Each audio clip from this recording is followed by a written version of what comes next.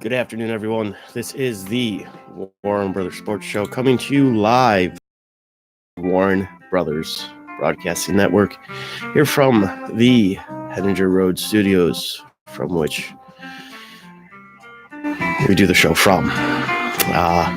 As per usual, host Mark Warren. My brother Paul is in a warehouse in Pittsburgh, supposedly been abducted or some nonsense like that. I should go save him or something. I don't know. It's wherever they filmed Flashdance. A scene? I don't know. They filmed the whole movie in a warehouse? I'm not certain. It's just stuff that he says, and it all sounds like fake news to me. Anyway, fake news. Browns Broncos preview. Real excitement there, huh? Oh, yeah. What to expect from the game. Give you my analysis on the upcoming events of what may or may not happen. I have no idea. In the NFL last night, the San Francisco 49ers defeated the Flagstaff, whatever city, Scottsdale. I don't know Arizona very well. Arizona Cardinals. The score was a little closer than the actual game. The Niners kind of took their foot off the pedal there, as the saying goes.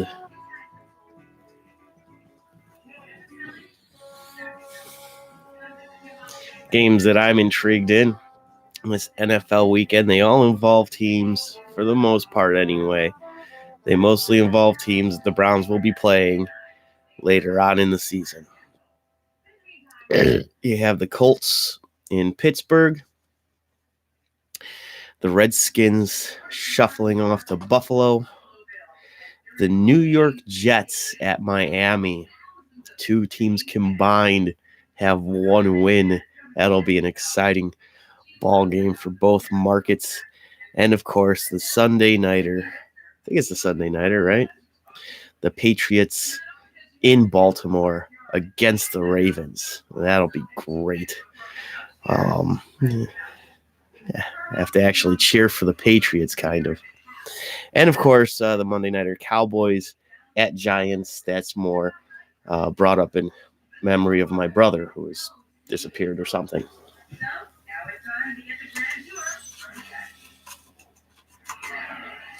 Also to be discussed on today's show, there's a lot of Indians rumors swirling about yesterday. World Series had just ended the night before, and already you've got all sorts of stuff about, the same chorus of Francona should be fired, Lindor trade rumors, Jose Ramirez trade rumors, my opinions on what we could still do with Jason Kipnis, and what I'd like to see happen in free agency for the Cleveland Indians. It's just a thought. It's not even necessarily something I'm married to. That's for sure. What else have we got? Cleveland Cavaliers are facing the Pacers tonight. They're looking for their first road win of the season. They're 2-2. They actually look like an adequate squad. Anybody who's interested in basketball. I mean, the Pacers finally got their first win of the season over the Brooklyn Nets. I believe the final score was 118-108. That's what I wrote down anyway. And if we get to NHL, the Blue Jackets have two games back-to-back here over the weekend. First is at the defending champs, St. Louis Blues. That is right? They won it all last year. And then at least they were in the Stanley Cup Finals. And the following night, they play the Calgary Flames, both teams with winning records. Blue Jackets currently sit at 5-5-2. And if they hope to make a splash at all this season, they've got to do things like beat teams like the St. Louis Blues tonight. But I guess we'll start right off with the Browns-Broncos preview and what's going on there. And get ready for a boring game. It's probably what's going to happen. I'm already in Browns gear. I'll just wear this all weekend long. Who cares? I don't. Not like I've got anybody to hold me personally accountable for my appearance or dress or looks or life. And even if I did, I probably wouldn't care. That relationship would just peter out in 3 to 6 years. Anyway, Browns Broncos got that game Sunday at 4. 4:30 is the kickoff, 4:25, whatever it is. So be sure to tune in if you would like. We're going to do the Sunday Sausage Fest show, Spectacular show Sunday, whatever it's called. I have a name for it. It's written right here. Make sure I call it the right name. Sunday Super Show Sausage Fest Spectacular Show. That's on Sundays. We come to you at 4. Halftime report around 6. And if we're up for it, Paul's usually about ready to fall asleep or in the 7 o'clock hour. So I have to take him home. So there's usually no 8 o'clock follow-up post-game type deal thing. You just go watch a real post-game somewhere, as opposed to me just prodding Paul for an hour about what he saw in the game and he wasn't paying attention. We were just sitting there watching it together at that point in time. Tomorrow's his birthday, too, by the way. His day of birth, November 2nd. So long as he hasn't been assaulted too terribly. Hope he's back. He had claimed he was going to call in because he's got the kindest abductor ever, who apparently just leaves him and 25 other people alone in a warehouse in Pittsburgh. And they don't escape. I don't know. It's already, what's that syndrome? Stockholm syndrome set in like the day it happened. Everyone's just okay with it. They just hang out there and eat plain pizza and plain chips. He explains it. It makes no sense to me. There's no sense of a real abduction at all in it. So you may expect a call from him. If you yourself would like to call, if you remember to tune in, if you cared. If you didn't care, that's fine too. If you want to chime in, we got the live chat up and going. And of course, you can call the program at 216-487-1507. There's so much excitement for this first show of November 1st, and another new month here that even executive producer Dad is falling asleep. It's just, the excitement was too much for everyone, and no one tunes in. People falling asleep, Paul not giving a crap. No one cares. It's great. Got to buy a new webcam. I'll do that. Maybe. Who knows? Just keep letting myself and everyone else down. As long as the Browns don't let us down on Sunday, it's all that matters to me. And the key component to the Browns not letting us down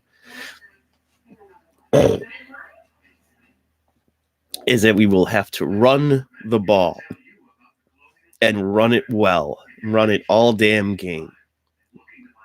It's the modern NFL. I know it's more commonplace to have something of a 55-45 to 65-35 pass run split. That means you pass the ball 55 to 65% of the time, and you run the ball 45 to 35% of the time. Just a mere glance at the statistics, maybe if you need more of an analysis, oftentimes will tell you that. And that most quarterbacks do that. Most NFL teams do that.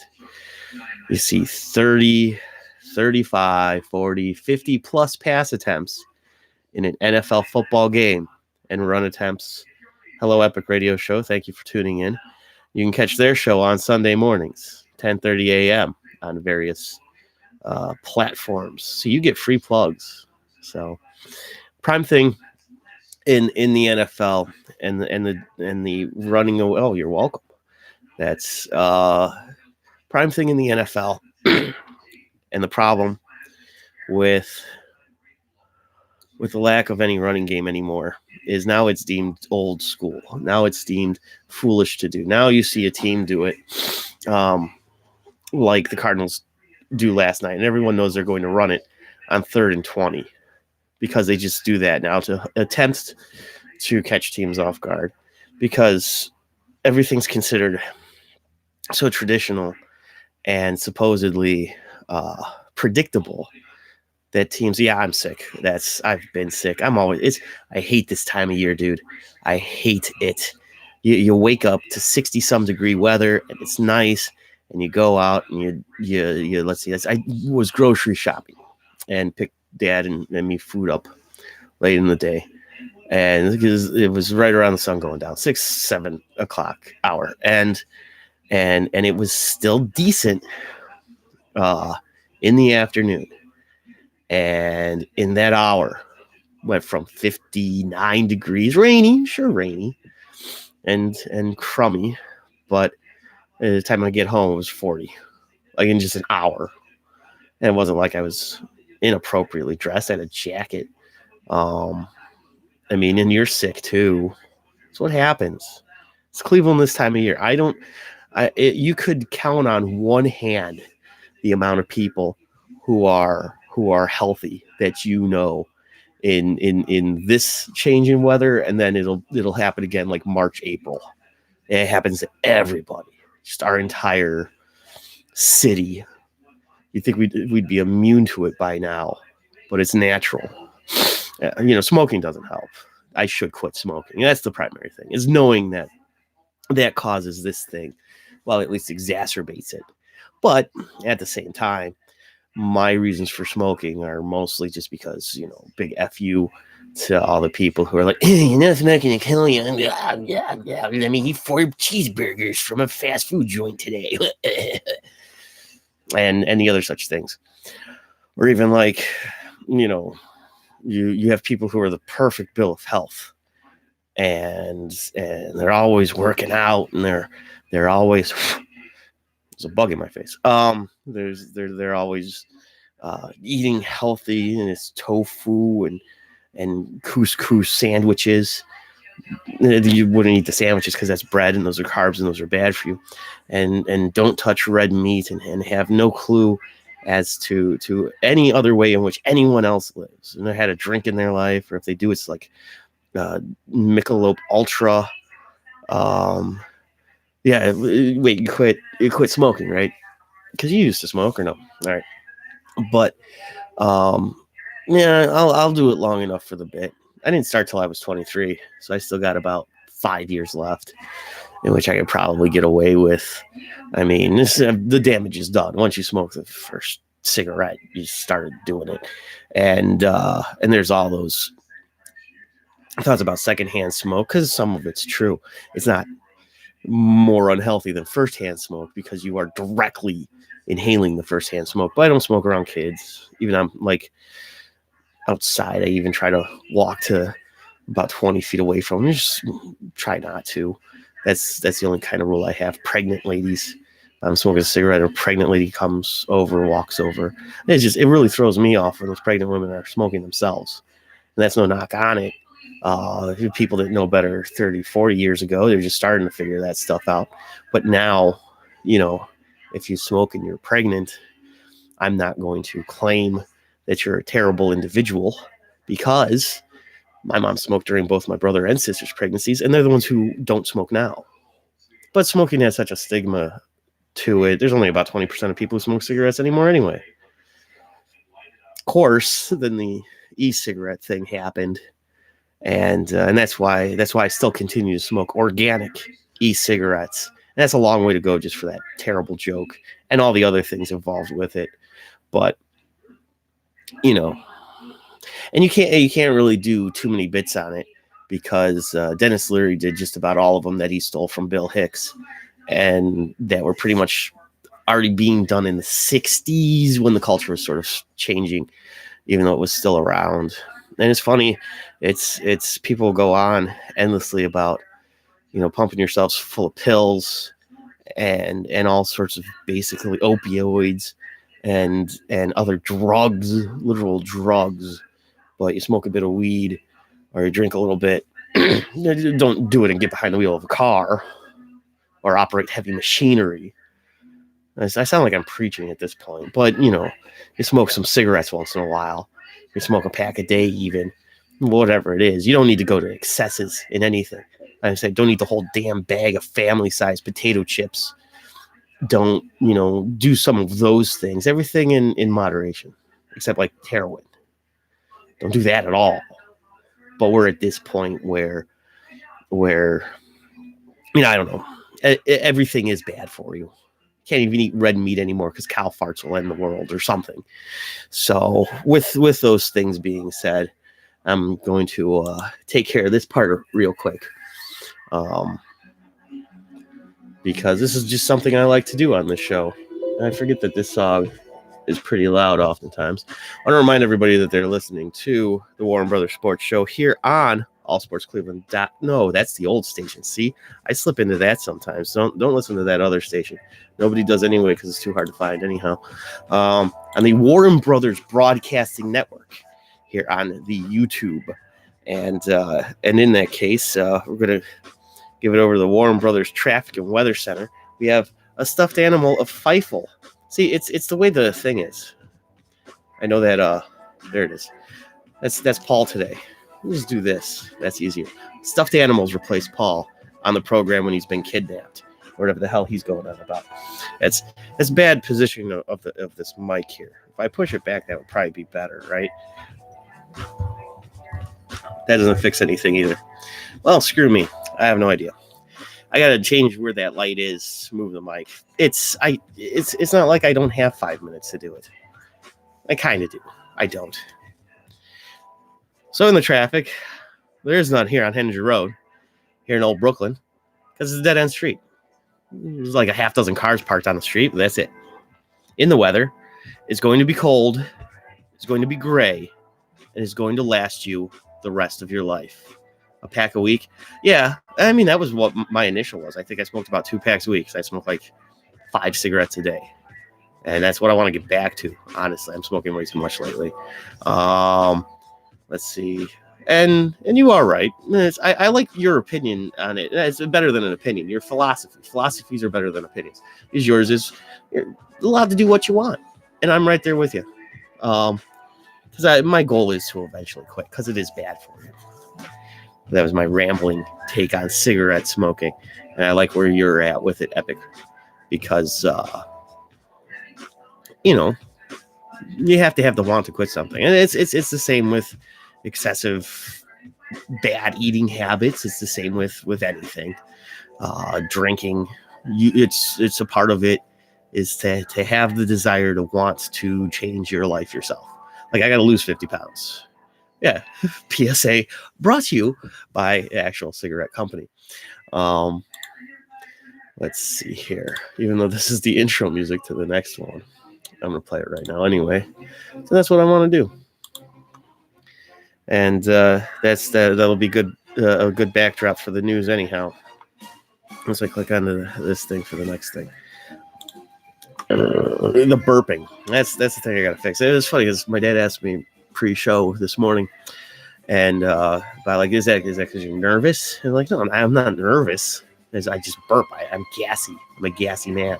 If I had a healthier diet, I don't eat all day. I make a big dinner. Or like last night, we ate fried chicken from a fried chicken place. It's good stuff. I won't promote them.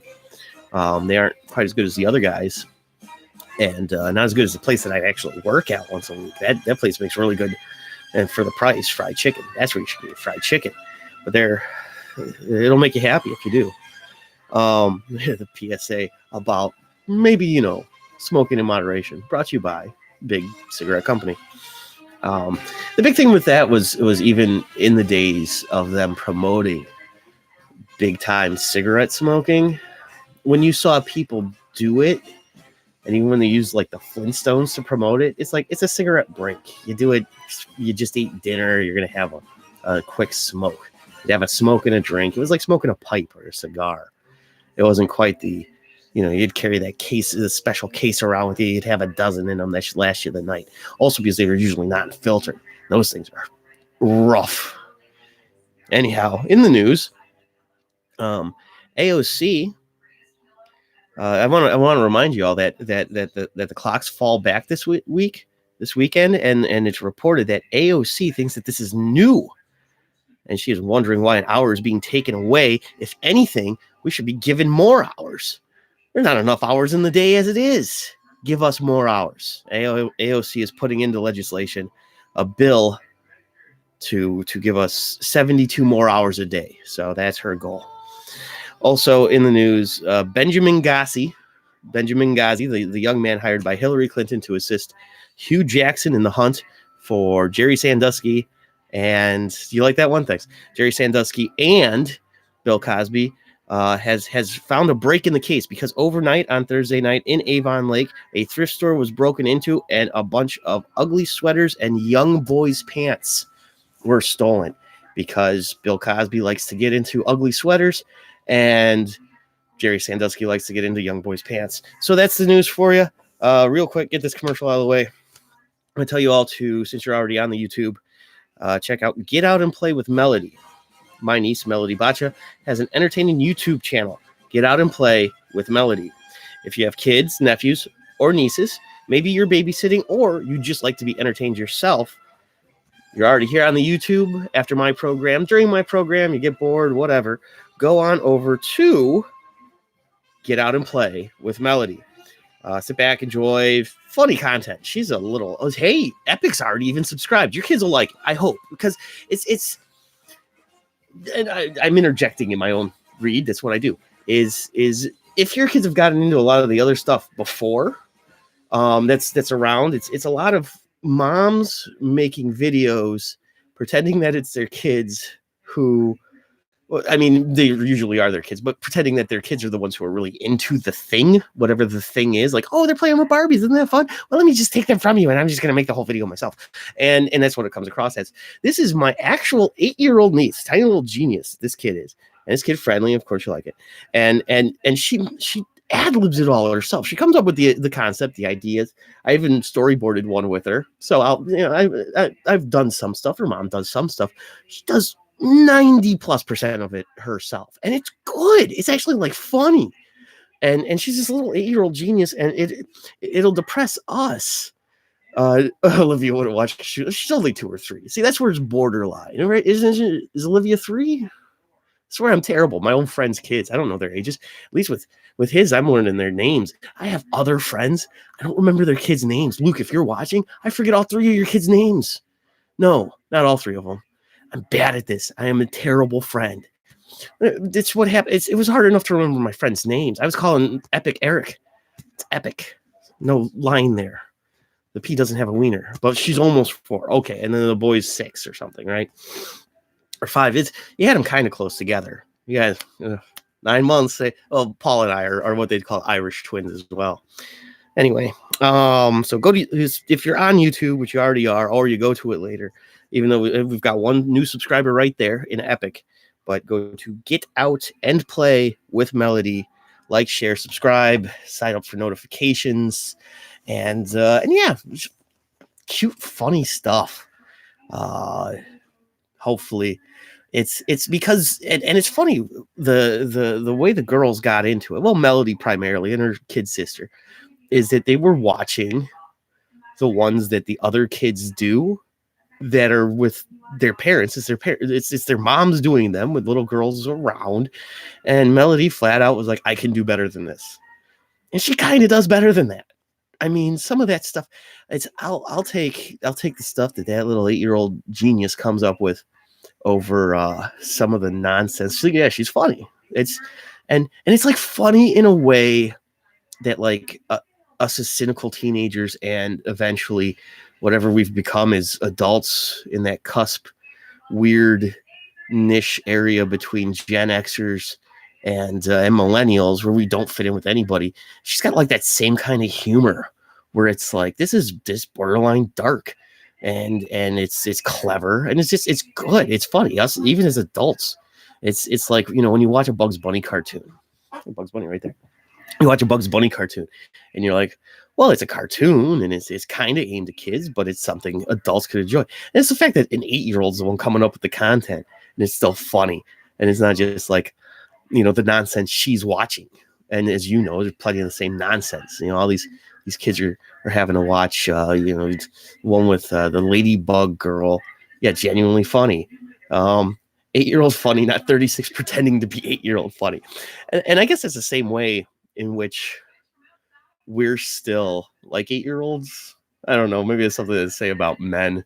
We stop, or it's when we first smoked weed. Is that your brain stops developing at a certain age, and it's just it's even got cleverness to it. Like it's why I say it's mostly her playing with dolls, but it's not the grown-ups playing with dolls, claiming their kids are playing with dolls and telling the kids what to say. Now, once in a while, there are little ones where I'm like, hey, I've got an idea. Why don't you do this?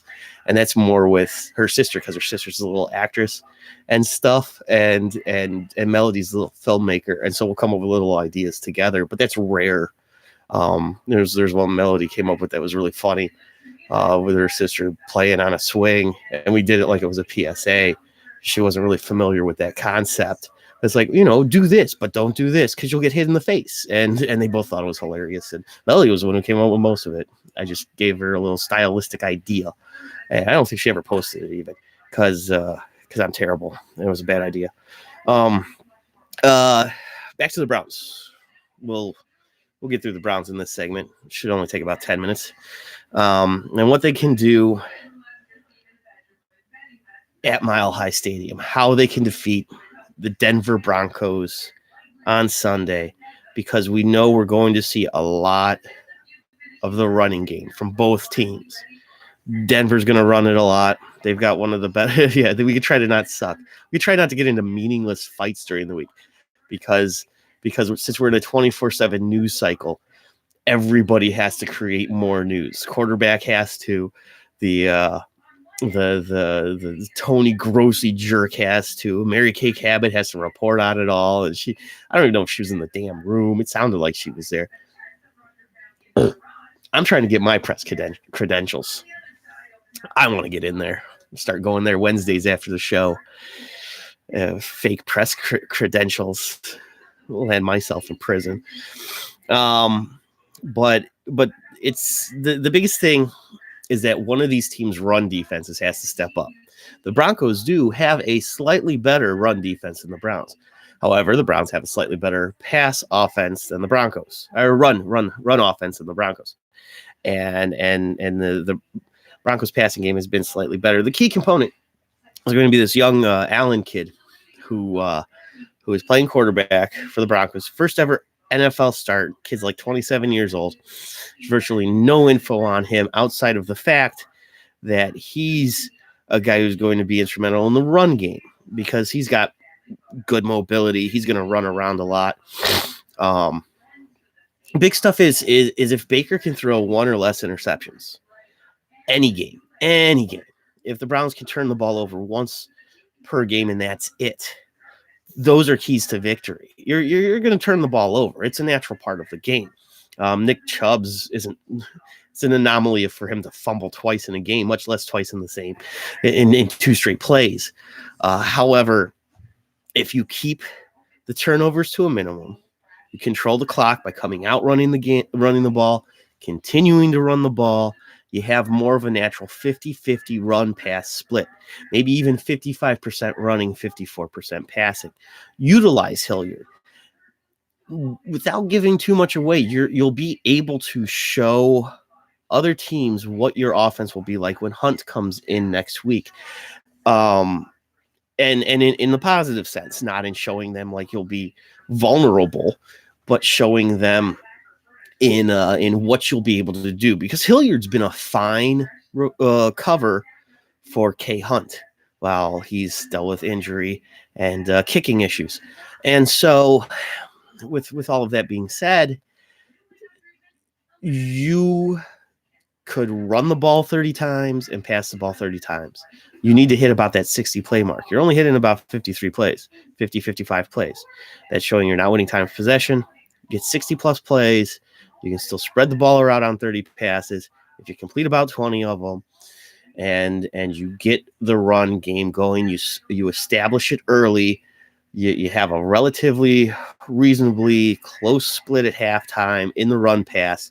You score once or twice more in the third quarter, and you have a decent enough lead where you can just run the ball throughout the fourth quarter and just run out the clock. And this all should be simple football stuff. This shouldn't be over anyone's heads. Most of us, even as casual fans, because Epic's not he doesn't revolve his day around watching a Browns game, because he's got a family and he enjoys his time with his family. My dad was always that way. Even now, it's not, we just sit down and watch, waste 3+ hours of our lives watching a football game. It was a contention that my mother had. It was like, okay, it's because her father and brother were that way, and myself, I could be that way somewhat, but if it's a fun thing to do and it's part of it. I mean, some of my best memories were my mom would cook big dinners and we'd eat them before or after the game, depending on kickoff. It was neat stuff that she did. It was fun. It was enjoyable. Some of my favorite childhood memories. So, we've got that coming up on Sunday. I'll give you a prediction at the end of the show because I don't completely have a final score in my head. I know that the Browns are going to have to run the ball efficiently, effectively. Short passes will do them good. I'm not talking screens. And that's something I'll get into with last night's football game that just drove me nuts. Almost every damn pass was a screen pass. And kickoff Sunday is 4:25. In fact, be sure to tune in around 4 o'clock. Paul and I do a little pregame thing with our Sunday Super Show Sausage Fest Spectacular show. So 4 o'clock, tune in to the Warren Brothers Broadcasting Network here on youtube.com. You can check out the Sunday Super Show Spectacular Sausage Fest Super Show. And we'll delve into the Browns a little bit, but then Browers for Kielbasa. Paul actually see, and that's if Paul even shows up. He's still in some warehouse in Pittsburgh. Hopefully, he wants to do. It's right here. Polish boys. Oh, so much extra work. So that's kielbasas with coleslaw and barbecue sauce on them. Oh, it all depends on which way you do them. There's a few ways to do Polish boys. That's what Paul does. I mean, we had a simple dinner plan for this past Sunday, and then he had sides of. Oh, we had so many sides. As he just does that. It's like he just traditionally uses 1 or 2 sides. It's fine. Have a vegetable and a carb. Before you know it, he's making a salad. He's making a fruit salad, and then he's got just like 9 side dishes. And it's like this is unnecessary. Why do we have pudding? There's no need for that. And then you put the pudding and the pop, and I did that for you. Hopefully, that's again. I'm not an impersonator, so you just play it over in your head. So it'll be about which run D plays better, which run defense will be able to maintain. Maybe the Browns take one of these 3 safeties that they play, move them up into more of a linebacker position. I think maybe that's the reason why they signed a linebacker during this week as a free agent. Forget the dude's name, but they made a signing after they traded Avery because they didn't need a DN linebacker combo. The guy was more of a D end anyway. So when they were playing him at linebacker, it didn't fit. It wasn't a skill set. So you play a guy out of position, it doesn't do you any good. But you can't go back in time, and you can't go get one fellow who was playing with the Panthers last year, and if he's still there, I think he is. Was a pretty good linebacker for us. You can't uninjure Christian Kirksey. And the phone's ringing. Let's see who this is.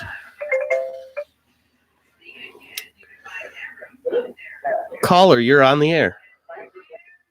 Hi, this is Paul. Oh, hello, Paul. Are you still in some random warehouse in Pittsburgh? Yes, and there's this lady named Alex. She's gonna let us out today. She's going to let you out. Well, just you. Oh, is it? Does that have anything to do with your Facebook post? You follow him at Mr. Cleveland on the Facebook there, where you said you were the second best flash dance dancer, huh? Yes. So you danced your way to freedom. Yes. And she's going to take me to her older brother's house. Her older brother's house. You'll have to fill me in there. I'm not understanding. Okay, her older brother's named George. So George Owen. Owen? Yeah. And he's some guy who lives in Pittsburgh then? He's a sports commentator. He's planning on getting a gig in Cleveland because he wants to be the next guy on to announce the commentary on Tribe games. He's trying to get that gig. Oh, okay. Well, there are local stations where you could possibly do that even. So so you got this Greg Owen fella, and what is he coming to Cleveland this weekend? His name is George. Oh, I'm sorry, George. George Owen. And I don't know because the weather is not too well, and he's actually planning on. He has a wife who's going to college for law. Oh yeah, what college does she go to? It's somewhere in Pittsburgh, probably the University of Pittsburgh. So she goes to Pitt. Yep. Okay, fine. So are you not going to be here this weekend then? Probably not. Oh, well, that stinks. Boy, that's going to make continuity difficult if you show up here for Sunday's show. I don't want to. Yeah, well, also, what's going to be, well, since George and his wife are going to be busy, they actually hired a butler.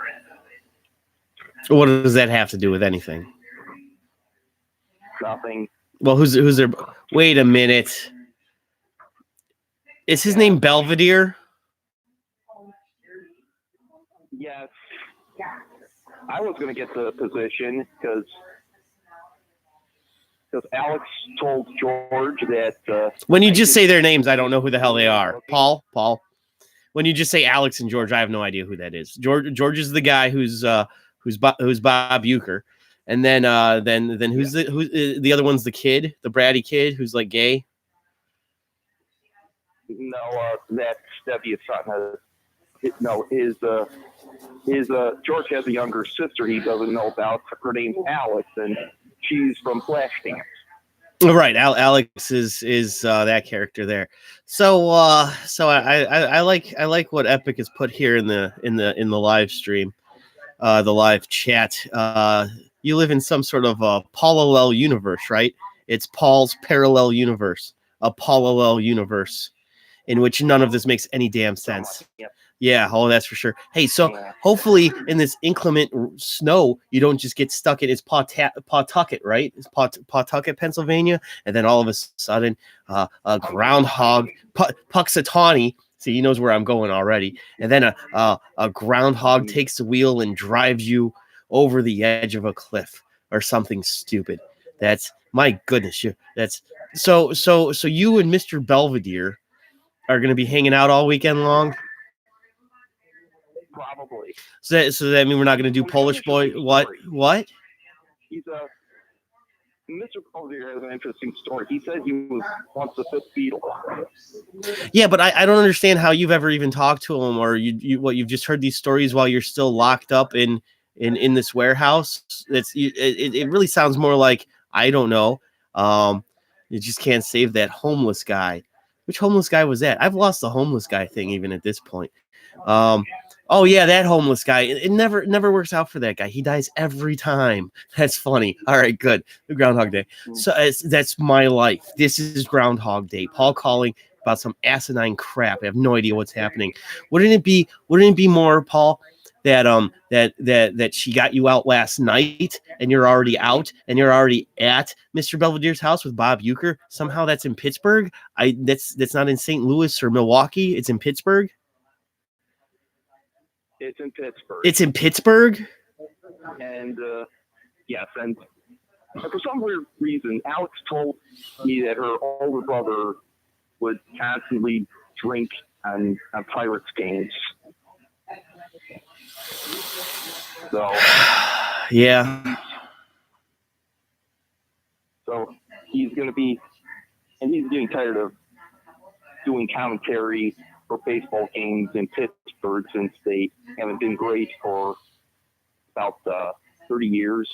So in this alternate universe where I'm not going to play along with you, Bob Uecker, whatever his character was, that wasn't even his job, right? Well, he did sports on the sitcom. Well, what was his job? Gaslighting? What does that mean? He was what? Newspaper editor.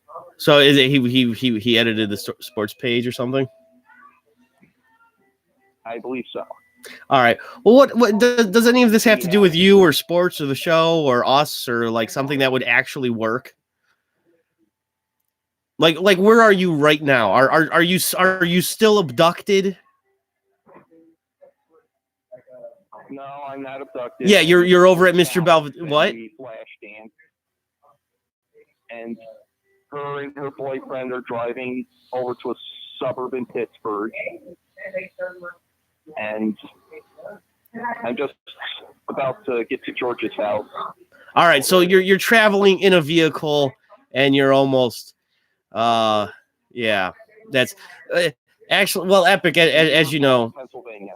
As you know Epic because he said something in the chat here is that the gaslighting he does that on accident. Even it's the autism, and he thinks he's like, see, he doesn't write any of these bits. It's all just stuff that he's like trying to create as it's going on. And so if I ask any question at all, it just completely throws the whole thing off. And I've always questioned my own sanity as is, but all he ever does is just steal other material. And not even it's necessarily that Paul's stealing other material. He just takes stuff that were sitcom ideas and he thinks it's funny to apply them to his own life. But the story's completely disjointed. If it made some sort of sense, if there was some sensical story, like the girl from Flashdance, is she actually the sister of Bob Uecker's character? Is that what it is? That's your claim, right? Both have the last name Owens, since they have the name Owens, but despite. I understand. I'm cutting you off already because I understand all of this. So it's merely because they have the same last name, and it's a really long suggestion to claim that the Owens that Bob Uecker played on Mr. Belvedere is the older brother, despite being at least 30 years older than the Owens that the chick from Flashdance is. They're somehow brother and sister, even though the mother of whomever they are would have to be well over 50 to have had her. And somehow they're both also related to Jesse Owens, they're third cousins, and just other Owens. What's the name of that guy who used to be the announcer on Rowan and Martin? Gary Owens, and then Gary Owens is their baby brother, even though he's older than both of them. So it's just Paul. It's so you're just going to be hanging out at Mr. Belvedere's house, basically.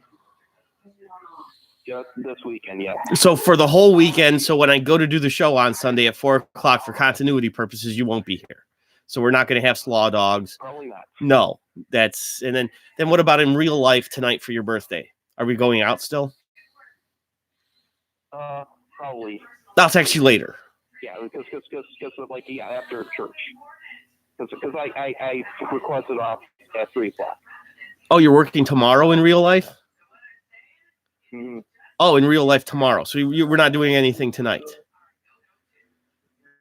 Well, I don't know. I have to find out like around 4-ish. I'll take a break at around 4:30 and see how far we're at. All right. Well, have a good day in real life and have fun hanging out with Bob Uecker, the girl from Flashdance, and Mr. Belvedere in your terribly structured story of what was once a kidnapping, a hostage situation. Well, wait, the police never showed up because you never called them, but for some reason, the girl from Flashdance saved your life. Holy crap, this is all really stupid. And she took off her shirt without taking off her shirt. What do you mean she took off her shirt without taking off her shirt? I don't know what that means. She took off her undershirt.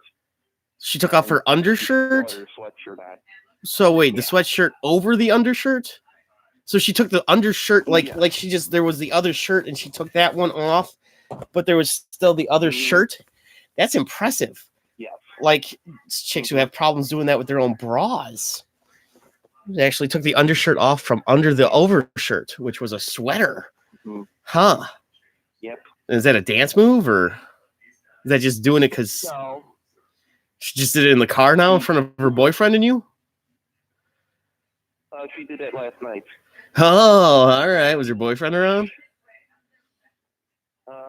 It was just me, her, and she's telling her that her mom is... Her mom was there? So, wait, what happened? No. What? Wait. Her mom... She's going to visit her mom after this. Yeah, but go back to the part where you and her were alone and she took off her shirt. Okay. Or were there 25 Steelers fans there? You were just having a conversation. She decided to undress? Yes. Well, did that end the conversation and start something else? No. Somewhat. Do you think maybe you should not be talking about this on the phone while her boyfriend is in the car? Well, he doesn't mind because she's gonna later do an audition for the Pittsburgh Ballet. I don't understand. She'll get the job. What that has to do with you having sex with some other guy's girlfriend. No, she told me that. She told me a secret about Tony. What does that have to do with anything? What secrets about Tony? Nothing. It has nothing to do with anything. Okay. Unless it does have something. What secret? That's Paul. What? I have no idea what's happening. I have no idea what's happening. It's so she took off her undershirt under her sweatshirt. Yes.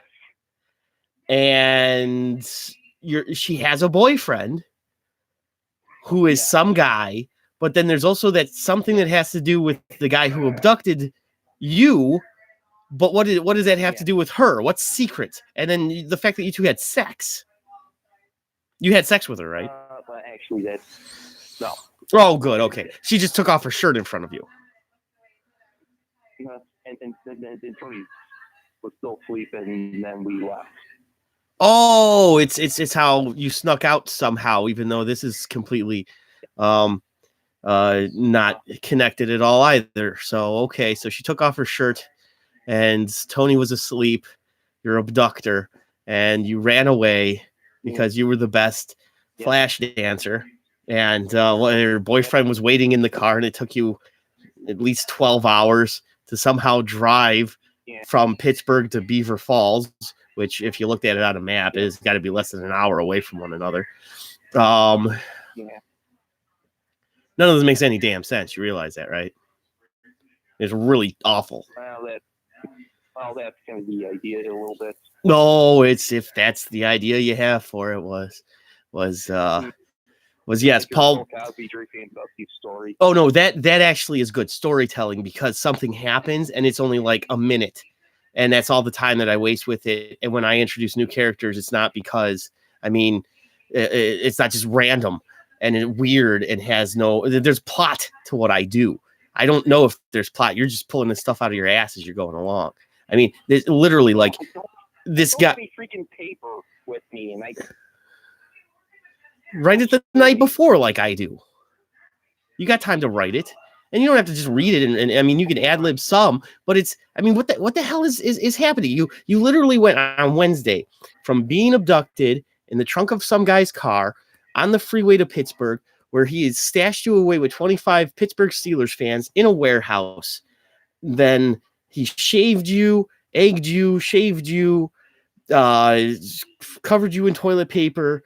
You went and you had to flash dance because he brought in a woman who was flash dancing or some nonsense. And so you had a contest on the floor. Yes, on the warehouse floor. At no point did you call the police in there at all. You called one police officer who's a friend of yours here in Cleveland, which wouldn't have done you any good anyway, and he didn't believe you. Now, what other stories did you have? There was more to it. Um, uh, let's see. So abducted, shaved. The guy would leave constantly. Forced to watch Browns games. Browns games from '99 on, and they were all terrible because they lose all the time. And then what happened? Drinking diet cola and Right, plain pizza, plain chips. That was your biggest concern, that the food there during your abduction wasn't good enough. The mere fact that there was any at all. Okay. And then so late last night, what? I did call the cops, and the cops said everything's fine. It's just they thought everything was fine. Cops from Pittsburgh. So yeah, no, it's fine that you made that up right now for this. No, we don't have to go that route with it, because that's all in the past. It's all done. I'm just trying to piece this whole sordid story together, where somehow the woman from Flashdance, who would be about 60 now, she's not her from then. So she somehow saves you. What? She never aged because she's the character. Tony invited her. Yeah, right. And so there's some connection between her and this Tony guy, and she takes off her shirt. Hello? What? Hello, what? Mark? I'm still here. I can hear you.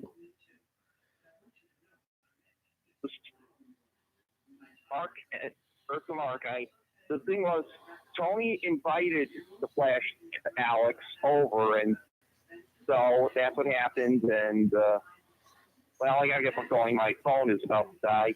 Well, go charge it up. I hope George has a charger. Bye. Bye. You know, I was thinking of that Stockholm Syndrome thing too. And the fact of the matter is he's had this ongoing war with this Tony guy. It all went to court when Tony demolished his Cleveland his setup for it was just simple. It was April. The Browns made the trade for old BJ. People were posting on Facebook that they were going to have a parade, Browns Super Bowl parade. Simple, easy stuff. Simple. Paul goes. He's at First Energy Stadium. He has a lawn chair. He's got his setup, and he's just waiting for the parade to start because he wants to get there 10 months in advance to make sure he's got the best spot. All sorts of other things started to happen. He's just hanging out in the stadium. He's sleeping in the lounges. And when I retell it, it sounds good because he comes up with great ideas, but between here and here, it becomes dumb. So all of a sudden there's some officer there that he's hanging out with and some other guy, because the one guy is the head of security, the officer, and the other guy is this jerk Tony, who's a huge Cleveland sports fan who for whatever reason doesn't like Paul. So they get into scuffles, they get into incidents, the courts settle it. It's all over. It's done. We were doing that at the All Craps Network. Now all of a sudden it's back again. As because Paul's torn down his setup with his lawn chair and his mini fridge and his cooler and his inflatable Baker Mayfield doll or whatever else that he had there. He just tore it all down and threw it into the lake. And then he gets into some fight with this big Tony guy again, even afterwards. And so the big thing is that now it's all happened again. And he threw in all of this other really crazy stuff. But literally, while he was in the trunk of the car the first day, it sounded like Stockholm Syndrome. How do you get Stockholm Syndrome when it starts to happen? We're at that point now. Nothing has happened yet, and he's already got Stockholm Syndrome. But that was the exact word for it that I thought of. Yeah, and he's posted on Facebook. He does not have a phone in which there's internet access, where like he can do all that stuff like on the smartphones. He's got a phone like I do. Those are our primary phones, and then we use like tablets. Love my tablet. Love using this thing for stuff. Or and I just broke it. Or hang on. I need it for stuff. The whole idea of things being at your fingertips is so that they're at your fingertips. Where did it go? There it is. Man. Hi again. And it's not even like I cleaned out under there. It's not like it's dirty there or anything. Just it's dark. Right under the desk. Anyhow, so yeah. He's able to put that.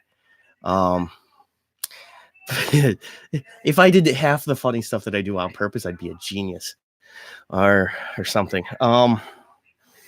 Crap. So he's been able to post multiple parts of the story on Facebook, but his timeline sucks. Like no continuity, no idea of like, well, we escape now. Plan it out. You have to. You ad-libbing isn't just pulling stuff out of your ass right when it's happening. You have to have created your stories and have your ideas and all this other stuff so that it appears as though you're ad-libbing, but you're drawing upon things that you've already planned out. He's just doing stuff where it's like, oh, they both have the same last name. So yeah, meh. And he's witty, but I don't know. It's you have to have at least thought it out in your head beforehand, not just come up with it right when it's happening. There's a combination. It's like talking to yourself. And yeah, he's a comic genius, but there's no structure. So it doesn't it's great ideas, but you got to put it together. That's all I'm saying. Paul's exceptionally funny. This show is way better when he's here because then he doesn't call in and do this stupid crap. But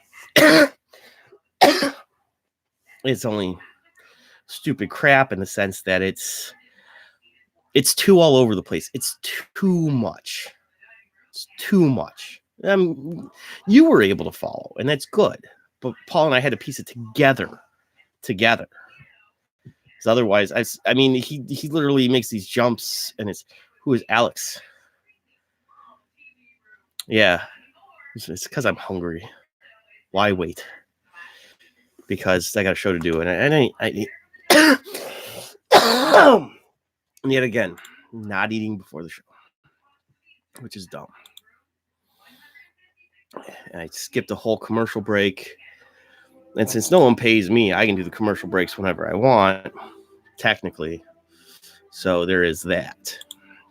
However, I should let you know what the traffic and weather is like. So here at the Warren Brothers Traffic and Weather Center, traffic is that there is none here on Henninger Road anyway, because it's a dead end street. However, in the weather, it's going to be cold, it's going to be gray, and it's going to last the rest of your life. This winter is just beginning, and it will never end. It's funny that I wrote that out before the show, and it's actual lines from Groundhog Day. We made several references to Groundhog Day. Back here at the Old Brooklyn News Desk, which is the same place. Hasn't been closed for 40 years. I wouldn't have been able to be born on it. It's not closed. It's just forgotten about. There's still guys wearing... See, I can't say that they're still wearing those bell-bottom jeans because they came back again at some point, I think. Of course, it's a joke. I get jokes. I understand jokes. Just saying, it actually was closed all summer long. That was an interesting thing. It closes from time to time. It's not a full consecutive 40 years. There used to be another street in like 1902 when it first became a street. Since then, it closed sporadically numerous times for probably a total of 40 years. There's facts in what you said. In the news, remember that your clocks fall back this weekend. AOC thinks this is a new thing because why is there an hour being taken away? She is petitioning that if anything, we should have more hours. We deserve plenty of hours. We're going to take hours from the wealthy people who have all sorts of hours and distribute them amongst the poorer people. Also in the news, a young man by the name of Benjamin Ghazi, who has What do you disagree with, Epic, by the way? Benjamin Ghazi has found a break in the possible case in which he is assisting the assistant to the sheriff, Hugh Jackson, in finding Jerry Sandusky. Oh, you have facts? I had facts. I helped you with your lack of facts and yakety sax. But in what you said, wait, no, you have facts? You would disagree? Wait, because your facts are different facts? Do you disagree that you have facts, or you have facts and that's why you disagree? So, yeah, Benjamin Ghazi in a thrift store break-in, and he believes that the culprits must have been Bill Cosby and Jerry Sandusky because all of the stolen items were exceptionally ugly sweaters and young boys' pants, because Bill Cosby likes to get into ugly sweaters and Jerry Sandusky likes to get into young boys' pants. So that's the news for you.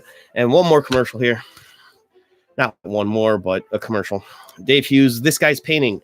Phone number to contact him is 440-715-3282. That phone number again is 440-715-3282. Or message This Guy's Painting on the Facebook. This Guy's Painting is a small local painting company that will do interiors and exteriors all at reasonable prices. Plus, This Guy's Painting is insured. Mention you heard it here from Mark Warren and receive a free estimate. You can expect a high-quality job done by This Guy's Painting, which is owned by Dave Hughes. You can reach him at 440-715-3282 or on the Facebook at This Guy's Painting. Also, don't forget, you receive a free estimate if you mention that you heard it here on the Warren Brothers Sports Show, or you mention the Warren Brothers Broadcasting Network, or Mark Warren, Paul Warren, Elizabeth Warren. Say Warren. Keyword Warren. You had a thing where you typed it in, that would be that. But anyway, that's that for that. So sports. Paul derailed it so much. It's just like the actual sports show that we had on the other sports station. Sports. Talk about sports. You guys don't talk about sports enough and you're too political. Wait, beat you to what? What did I beat you to? Let's see. So yeah, Niners Cards, that football game last night. And I think we've got a pretty good idea. Elizabeth Warren. Yeah, that's what I mentioned because most people don't remember Chris Warren, former running back for the Seattle Seahawks. And then, of course, there was Gerard Warren, defensive lineman for the Browns and the Patriots. Famous Warrens, Warren G. Harding, your history buff, Warren Buffett. I just said the word buff, so it reminded me of one of the wealthiest men in the world. And he's not the guy who sings that parrot song. Of course, you as a rapper, and you would remember Warren G., who, oddly enough, got that name. It was named after Warren G. Harding. He was a big fan of that former president, and he created his rap persona around it. Little known fact. Things I learned hanging out in the black community. And it's a lie. So the Niners defeated the Cards last night, and it wasn't quite as close a game as its score dictated. A big play at the end where the Cardinals were able to get the score to be a little tighter. They hung in there. Cardinals played well. The Niners didn't put them away like they should have. In fact, the 49ers, I think they should have kicked the field goal at the end of the first half because they did get stuffed. But there's Cliff Kingsbury. That's the kid's name, by the way. And I say kid because I am pretty sure he's younger than I am. The head coach of the Cardinals running down the sideline to call a timeout right before a 4th and goal run play. And these head coaches that meddle too damn much because his defense got the effing stop. I know for no good damn reason whatsoever. It's the problem that I have with modern football. And it's why it really aggravates me when even like, all right, so who is the second person watching? That's a good question, because I have no idea. Maybe I accidentally turned one of my phones onto it, or devices, or threw it against the ground and it popped on. Running game wise, when it comes to the running game, the head coaching. I'm sorry, the head coaching. Oh yeah, Tony's watching. Now he knows exactly where he is. I'm gonna go to that Belvedere house. The guy who calls games for the Brewers is living. Because it's not the Belvedere house, it'd be the Alex, how the last name was. It's tough to remember. And so Tony, I hope you're enjoying the program, Tony. So these micromanaging head coaches in the NFL, and how they're getting in their own way, and why I can't stand us as sports fans, because we will just cream Francona. And it's not just an age thing. It's not just us young guys who want Francona out. It's older guys too. Put Alomar in there, see what he can do. But Francona doesn't micromanage. That's the thing I don't understand. And when the debates come as, well, why did he just have that lefty face that one lefty? Are you really asking that question? Well, he struck him out. Probably get the next guy out. No. You have no statistical reference. Do you have any idea the next guy batting is a right-handed hitter who is 6 hits and 9 at-bats against this particular left-hander? So you bring in a different right-hander. These things that are the questions that fans, and sure, they're fans, that's fine. But when the questions come up, and then they don't listen to the explanation and the sensical explanation as to why you do things. And now it's crept into the football thing where these guys are micromanaging the games, and it's all complaints. And we've dealt with that since at least Shurmur here as Browns fans on the football side of things. Because Pat Shurmur was a crap football coach, never gave you answers. You had no idea why he did half the things that he did. And he's still doing that in New York with the Giants. Really no clue how he got a second chance, because he's a really good offensive coordinator. He knows how to build offenses, scheme, get that going. But as a head coach, no clue as to how to get it going. That's Kitchen's problem right now. He hasn't figured that out.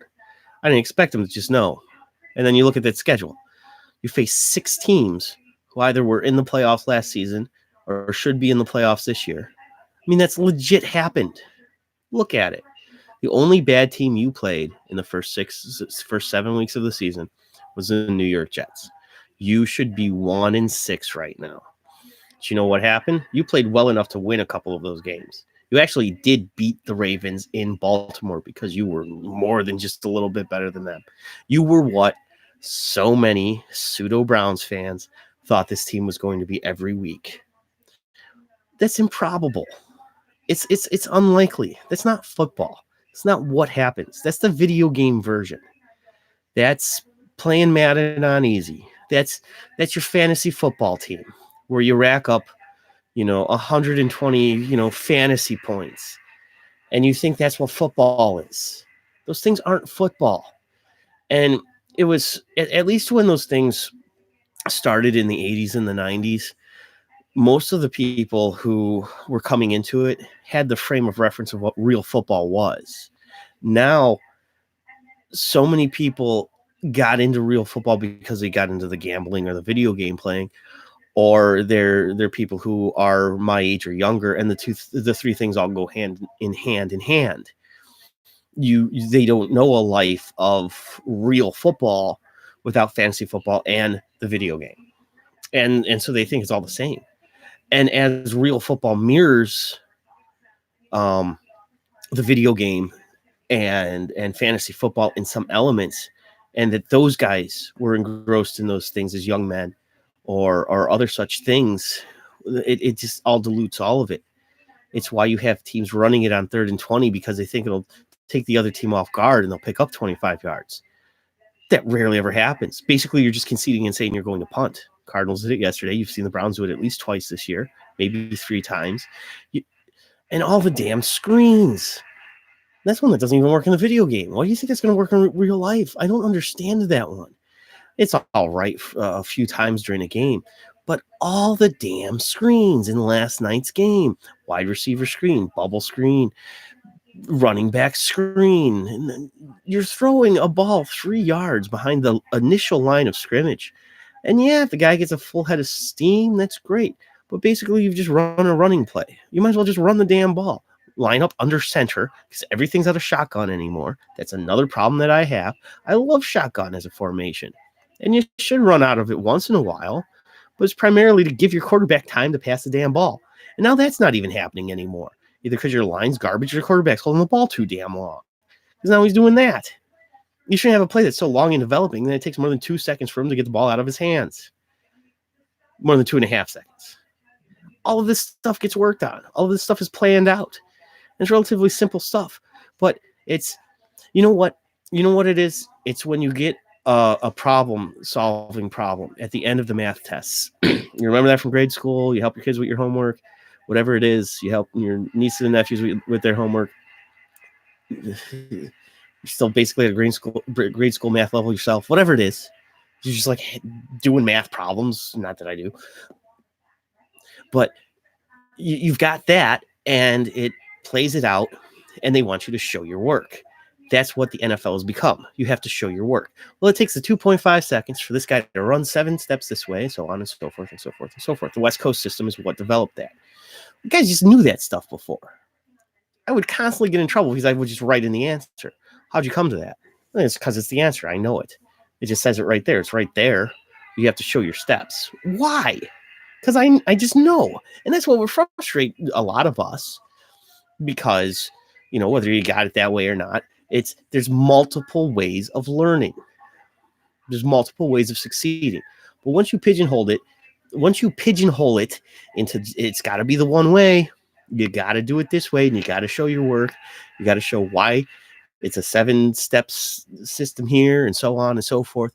And in all of this creation of these playbooks that are this thick, and you see screen after screen after screen after screen, or the Ravens playbook, and I can only imagine how big and intrusive that thing is. And it's why it's not like football players are the complete dummies that I sometimes call them, because they are football players, but they're studying and language and a lot of learning. Bernie Kosar is an intelligent man. He's also a football player. And then you just see the Ravens run this option play on probably 70+% of their plays. You see the Cardinals do it yesterday. How many times did the 49ers basically just run what was most likely a tight end option? Tight end either curled, tight end went in a slant, tight end went down the field on a seam. And it's stuff that Ozzie Newsome was doing back in the 80s. And he had the options, and either Sipe or Kosar would hit him with that pass and go for 5, 10, or 20 yards. It's really that simple. And I don't recall it being a whole analysis of it. And it's because we have to have a 24-hour-a-day news culture where we have to know everything, and we all have to be able to be experts, even though we don't know anything. Because that's what it comes down to. For as much as I explained it right there, I don't know how I know what I know, but I'm pretty sure I know that. I think I'm right. I'm 99% certain I just gave you facts. But we live in a culture where it's perfectly fine to just have opinion after opinion, constantly having opinions. And since opinions, the big words right there in the definition of it is not necessarily based on factual evidence, well, that's fine. That's perfectly fine. We can just continue to just have our opinions and be dumb and never back it up with anything, because you don't necessarily need to actually know anything to have an opinion. It'd be nice if we went back to a time where people kind of knew something before they just started throwing opinions at the wall like so many pieces of shit.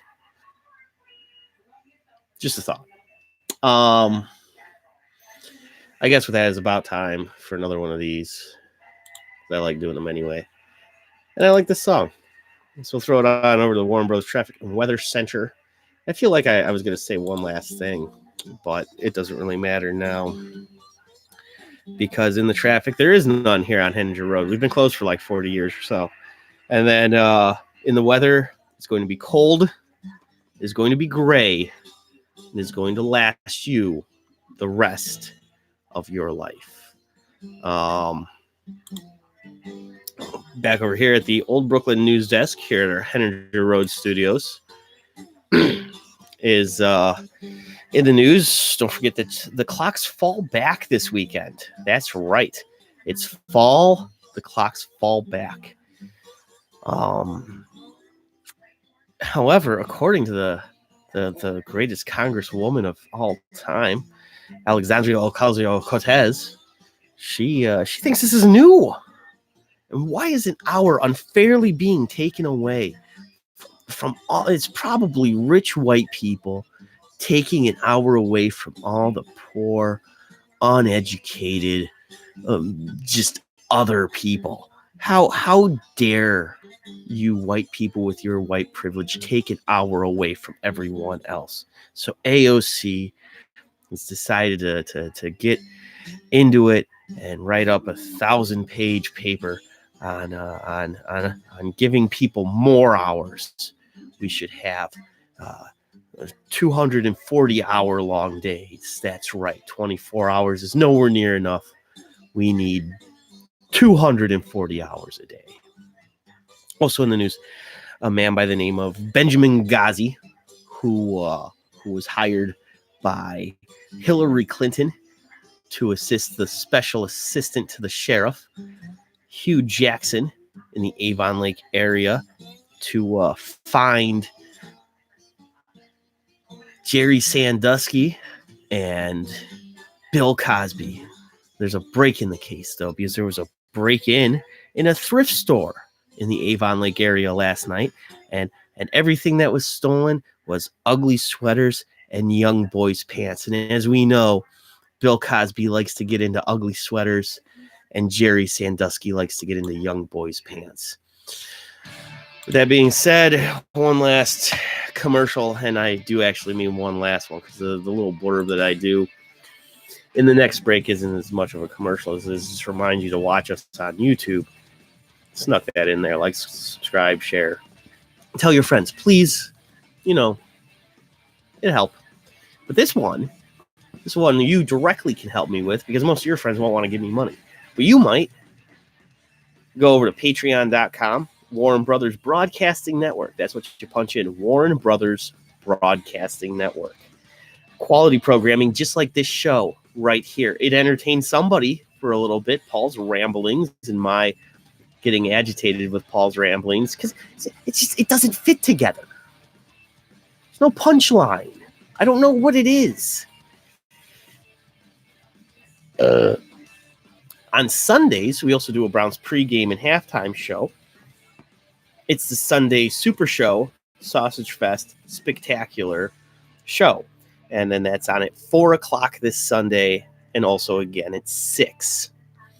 And you can catch that. We might even do a post game at 8, depending on if Paul is even here, if he's sleepy. Most everyone falls asleep here between 7 and 8 o'clock at night. We're also working on getting apathetic afternoons together.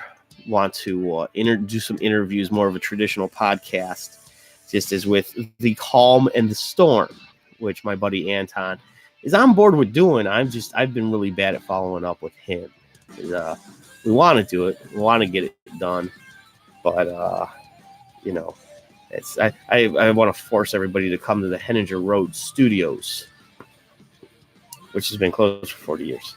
So, and in the works, simple programming. If Paul ever gets out of Beaver Falls, Pennsylvania, Craptastic Shorts, where we make fun of short films, kind of a la Mystery Science Theater 3000. I mean, I'm not going to lie, say we're not kind of stealing. Or Man vs. Booze, which is another mock reality show thing that we're working on. We're a couple of months away from getting that finished, I must say. So for just $5 a month, Go to patreon.com, Warren Brothers Broadcasting Network. Follow my almost daily Patreon blog. If you contribute, it makes you a producer. You can control the content. Tell me what you want to see. Keep Paul off the streets, even though he's been kidnapped. That's because of you. You didn't give me money. If you had just given your $5 a month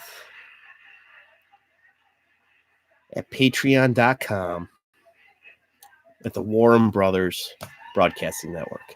Help a brother out. Now I'm going to have one of these organic e-cigarettes here. What they should do is they call them classic smokes or something, just like classic Coke. And if you've ever had classic Coke or new Coke, it'll keep you ready and energized all day because of the sugars.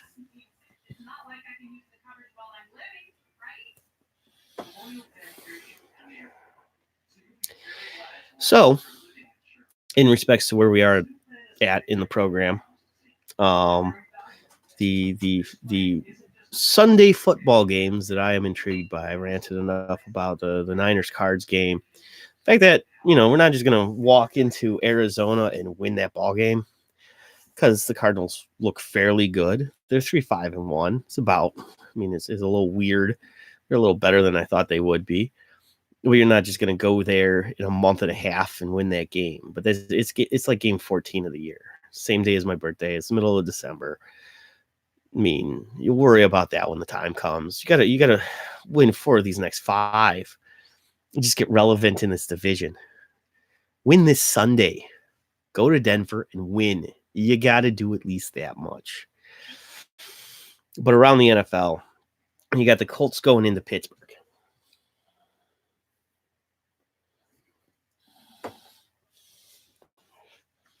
Maybe it turns out that the Steelers are good. They have a home game against a Colts team that's currently sitting in first place in the AFC South at 5-2, with Jacoby Brissett playing very well at quarterback. Really improved to 6-2. The odds makers, if I remember this correctly, because I was just looking at it, yep, it's right there, have Indy to go into Pittsburgh and win. So the Colts at 5-2 going into Pittsburgh, defeating the 3-4 Steelers. Because, the Steelers didn't look good in parts of that Dolphins game. Well, the first quarter. But you can make up for that really quick. Browns looked good in the first quarter against the Seahawks. No, that didn't help them. You got to play all 4 quarters. Footballisms. But in that case, I hope Indy wins. As Browns fans, we need it. We need to know that the Steelers aren't going to be 500 halfway through the season. If the Steelers are 500 halfway through the season, it's more than just the Ravens. You got to worry about that. And then you know what you're going to be dealing with when you face the Steelers here in Cleveland on a Thursday night in November. The Redskins head off to Buffalo.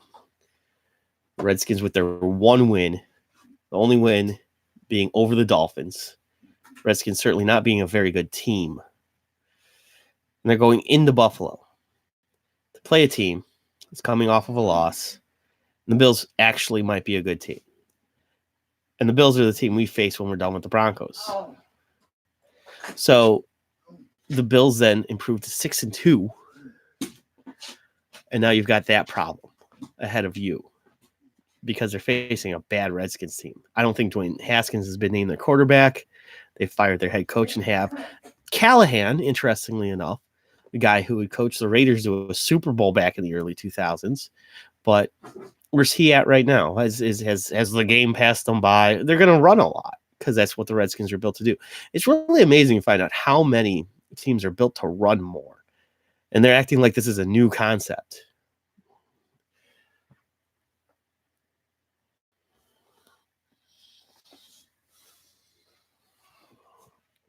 Bills, of course, are favored to win in that game. And because it's at home and they're the better team. It's really that simple. Boring right there to you. But the New York Jets at the Miami Dolphins. Now, this is fun for me in a sense because The Jets are 1-6. The Dolphins are 0-7. It's in Miami.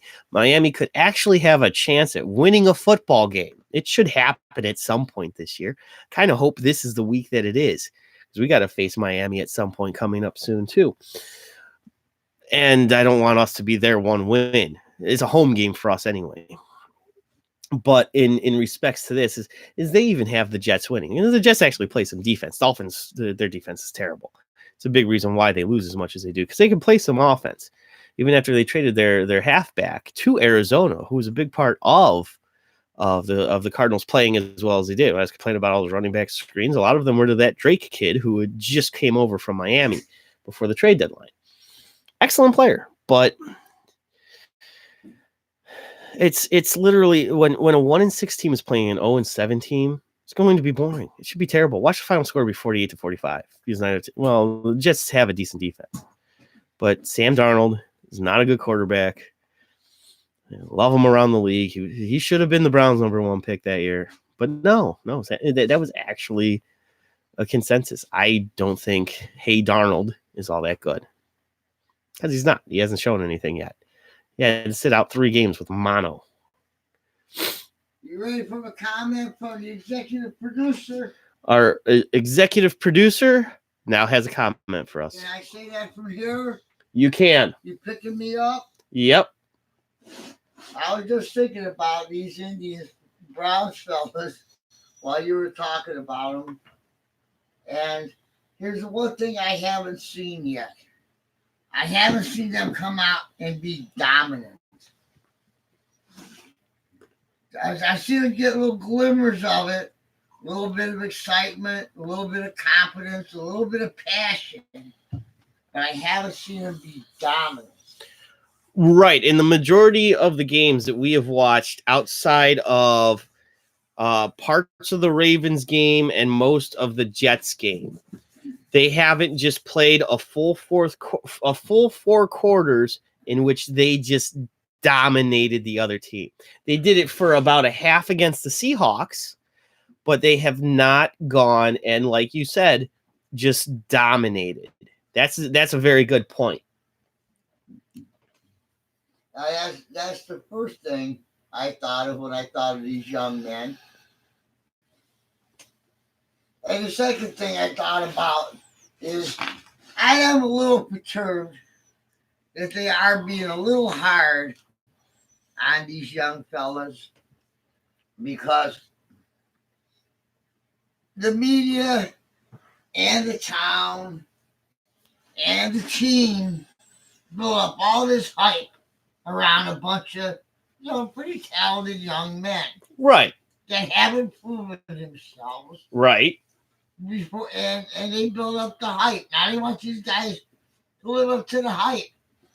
Well, nobody can live up to, we're going to win the Super Bowl when they haven't even played a game yet. You know what would have been a really good parallel, especially with yesterday being Halloween? It's like Frankenstein's monster. Yeah. If you have Frankenstein and he makes this monster and expects it to be whatever he expects it to be, and the best it can do is sing "Put It on the Ritz." I went that route with it because it's a better movie.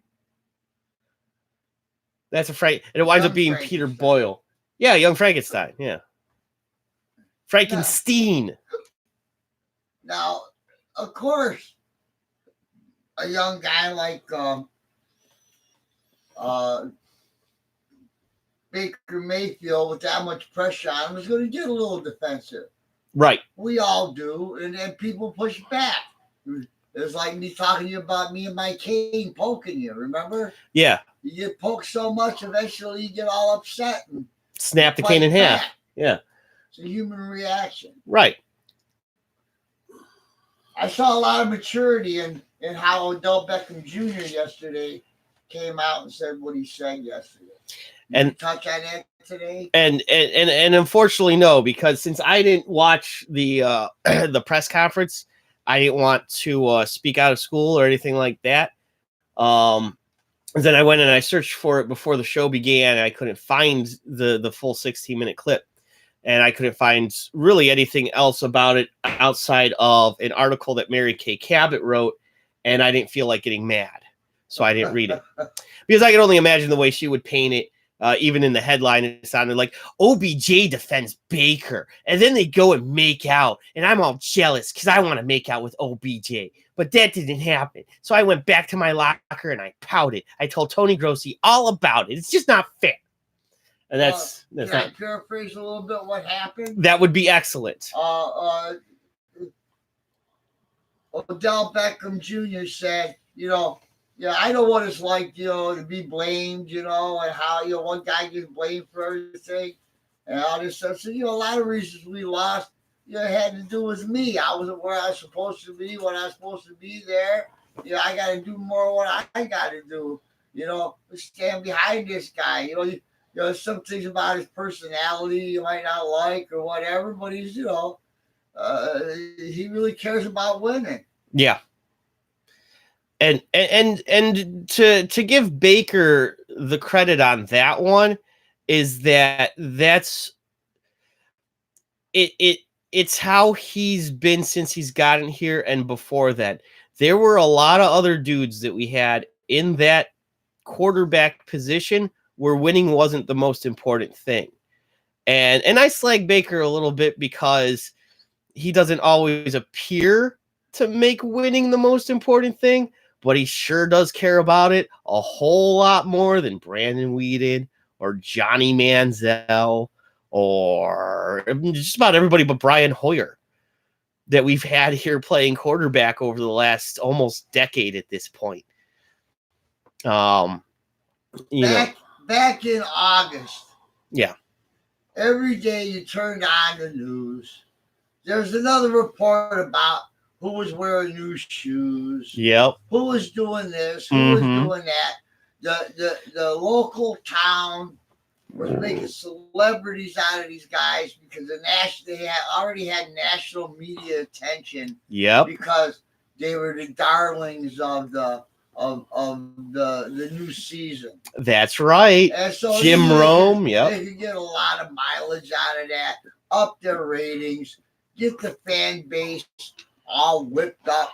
People complain about politics in the world, but they don't just do it in politics anymore. They do it everywhere. Yep. They all borrow from each other. Yep. We pick up the frenzy of the extreme ends of our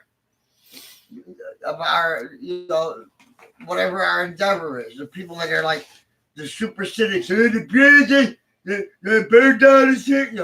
They pick up that and the extreme negatives, and the positive was, anything the Browns do is great because they're my Browns. Yeah. They can never do anything bad because they're brownies. And I think brownies are nice, especially if they got some hashish in them. They're delicious brownies. and how many times do we watch the political shows and the setup, even just aesthetically, is the same as the thing that you see on the football shows, same desk style and all of that, and they're all mirroring each other. I couldn't tell you which one came first anymore. And it's all analysis. Everybody's analysts now, and everybody's experts, even though they don't know a damn thing. Snuffleupagus is the worst one because there's no bias there at all. But he of course not. That's a lie. I'm being sarcastic. Everybody has an opinion on everything. Correct. So since everybody has an opinion on everything, they don't bother to see why they believe what they believe. Right. And because of that, they need people to reinforce their opinion through their opinions. They want to see, hey, does my opinion match maybe Kate Cabot's today? Mm-hmm. Does my opinion? And we all fall prey to it because the media's trained us. We're like a bunch of trained seals. We got to watch the talking heads after the game, after the debate, right, after the election, yep, after whatever happened, to see what the experts have to say on this matter. They'll tell you what you're supposed to think because you're too stupid to think for yourself. All I have to do is watch the Browns play. Yep. I don't need anybody to give me an analysis of it. Nope. I watch Baker Mayfield come out in the field. I look in his eyes. They put the camera on the young man. Yep. He looks dazed and confused a lot of times. I expect that Zeppelin song to start playing.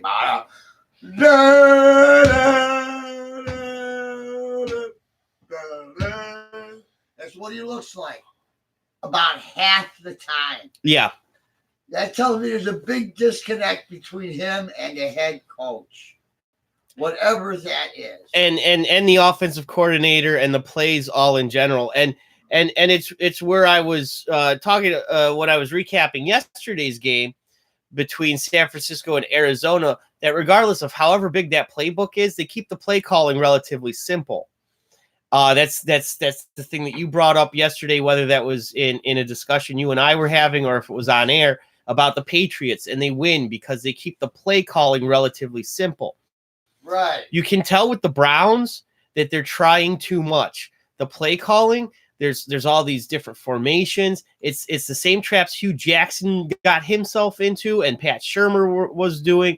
It's that they're creating an offense that, it's fine that you have plenty at your disposal, but you don't want to overcomplicate it all, because at the end of it, football is a relatively simple game. In this game that they're going into in Denver, both teams run the ball very well. Neither team stops the run exceptionally well. The Browns' passing offense is worse than the Broncos, but their passing defense is better than the Broncos. The Browns run the ball better, but the Broncos have a better run defense. So it's going to be very well matched, but it's where Baker, this is the week where he better grow up and Kitchens better make good play calls that aren't overly over the top, that aren't overly complicated, so that the Browns can just get in there and win a damn football game. Run it, pass when necessary, and it should be a relatively even split of run and pass going into later in the game when you've hopefully established enough of the lead to just run and run and run. The Broncos are throwing out an inexperienced rookie NFL quarterback who's never started an NFL game. So you better hassle him, blitz once in a while. He's more of a runner than a thrower. The Broncos are going to run first because that's their MO. That's the talent that they have. They just traded away their best wide receiver this week. So you have to take that one dimension that they have, since they will most likely be one-dimensional, and shut them down. Defense is going to win this game, and Baker not making mistakes should win this game. Well, let's go to the guy. It's a mutual friend of ours that was supposed to call yesterday. Yeah. And his argument about we'll never win with Tito. I can't stand the guy. Well, the reason he can't stand Tito is because he's always fiddling with the pitching. Ooh, I brought this up earlier, so I'm glad you're bringing it up again because I wanted your opinion on it too. Now, sometimes he does, and sometimes he'll frustrate me. Yeah. But in the course of him doing it, I say, the guy's pretty brilliant when he does it most of the time. But since he's human, he's got to screw up once in a while. Right. Because he's sending a human being out there to pitch, and he's not going to do automatically everything Tito thought he would do. So it'll come down to a matter of opinion. If it goes good, he's a hero. If it goes badly, he's a chump. Well, and for all of the statistics and all of the matchups and all of the things that have been baseball for, especially with the advent of the relief game and all of these things, stuff that has been going on 40, 50 years, is that, a left-handed batter is coming up late in the game. Hey, you have your left-handed specialist, and he comes in and he strikes the guy out. And this was literally what our good friend's complaint was when he called you yesterday, was, well, if he just got the guy out, I don't know why he just leaves the guy in. Because the next guy coming up is a big stud right-handed hitter who has 6 hits and 9 at-bats against the left-handed pitcher who's on the mound. That's why you make the change, because the failure rate of the guy who's currently in there is exceptionally high. So you bring in another guy who you should have one in that bullpen who's a good right-handed pitcher to face this right-handed slugger, and he's 0 for 5 against that guy. If you have the luxury of having that many arms that can do that, Boom. you do it. Yep. Because you never know when the time's going to come when you're not going to have them. Exactly. So you utilize it on the day that you have them. The Indians, on paper, going into this previous regular season, had one of the worst bullpens in Major League Baseball. They were coming off of a year where their bullpen was not very good because the two biggest named arms in your bullpen were struggling with injuries and performance issues. And those two guys were gone via free agency. And everyone freaked out going into the season. And for at least 4 months of that season, you had one of the best overall bullpens in baseball. And they still tried to push the narrative because fans are idiots and they'll listen to, like we were just talking about with the media stuff, is, well, no, the bullpen's still bad because we lost that one game where a bullpen pitcher gave up 2 runs and we lost it 2-1 and our offense is terrible and all these other things that it wasn't about.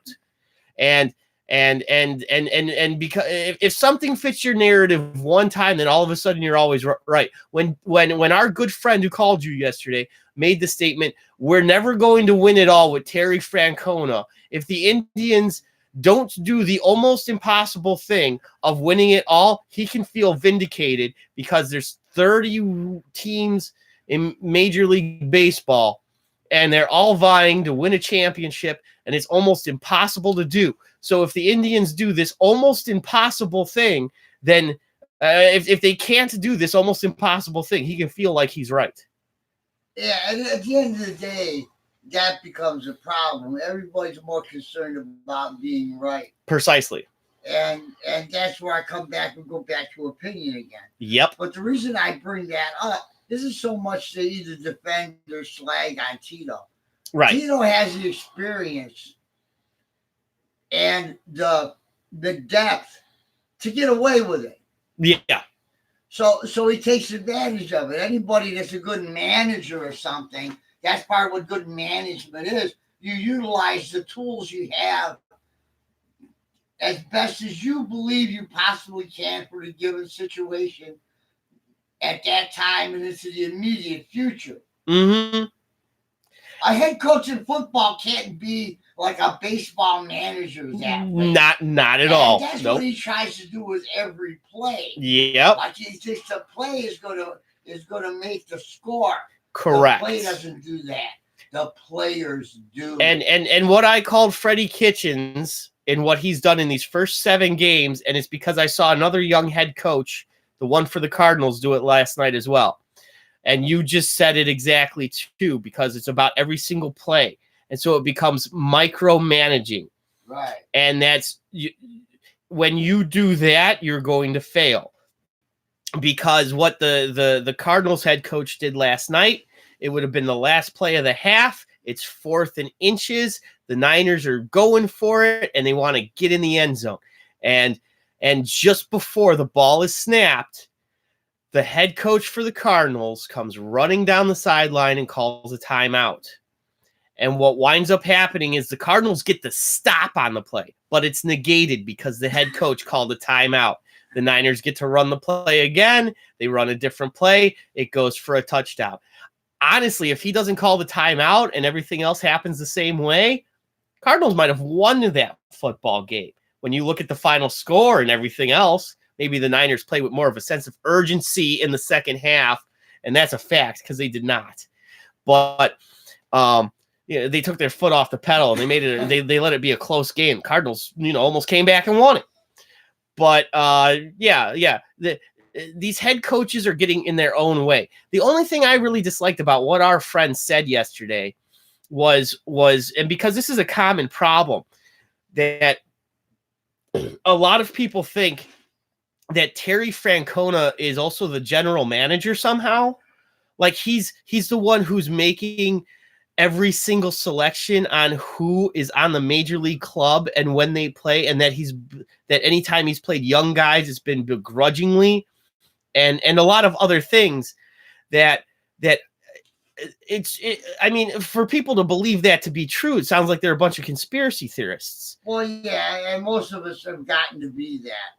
but not you and I. We know better. We know it's why there's a GM and there's another guy who's his assistant. There's like 3 other people in the front office. Where what I like about the way the Indians run their organization is that they value and ask Francona his opinion because they know that he brings a lot to it.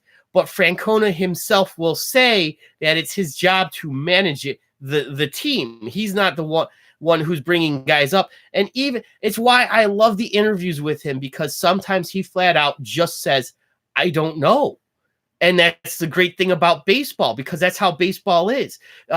We watched it all throughout the World Series. And you and I actually paid attention to it. And if other fans did as well, it makes sense why they didn't just bring Garrett Cole into a baseball game when they did. But it doesn't make sense to pull Zach Greinke when they did, because Greinke would have gotten those outs. We don't know for sure with the bullpen.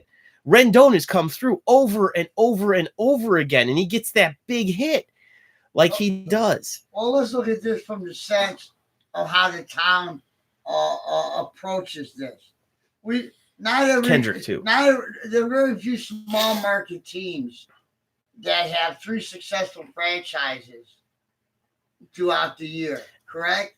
Excellent point. We have been on the cusp of having all 3 teams be successful, very rare handful of times.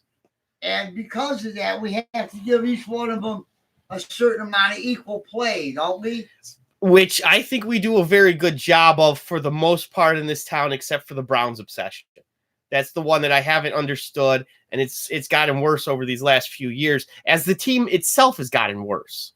The downward trajectory in terms of what it creates, though, is it creates a fan culture that doesn't understand the nuances of the differences between these sports. It's good that they like all 3 and support all 3. Yes. But they don't understand the difference between the 3 cultures anymore. Oh, and how very different each sport is, even with the similarities that each sport has. They're more different than they are the same.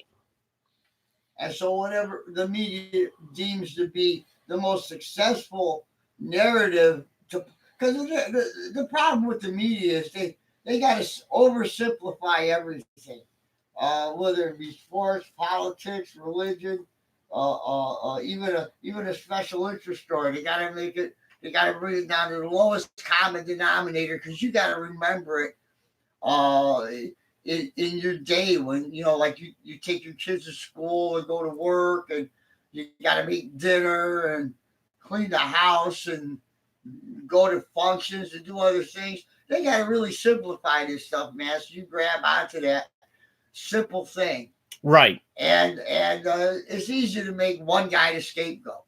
It's easy to make one guy the whole reason why the team sucks. Whether it's the quarterback or the manager or the head coach or the owners or whoever it is, right? And just for the sake of, for simplicity's sake, because it's too complex for everybody to try to go through all of this stuff. But you can't compare apples and oranges. No. Baseball and football are light years away from each other, even though they're both sports.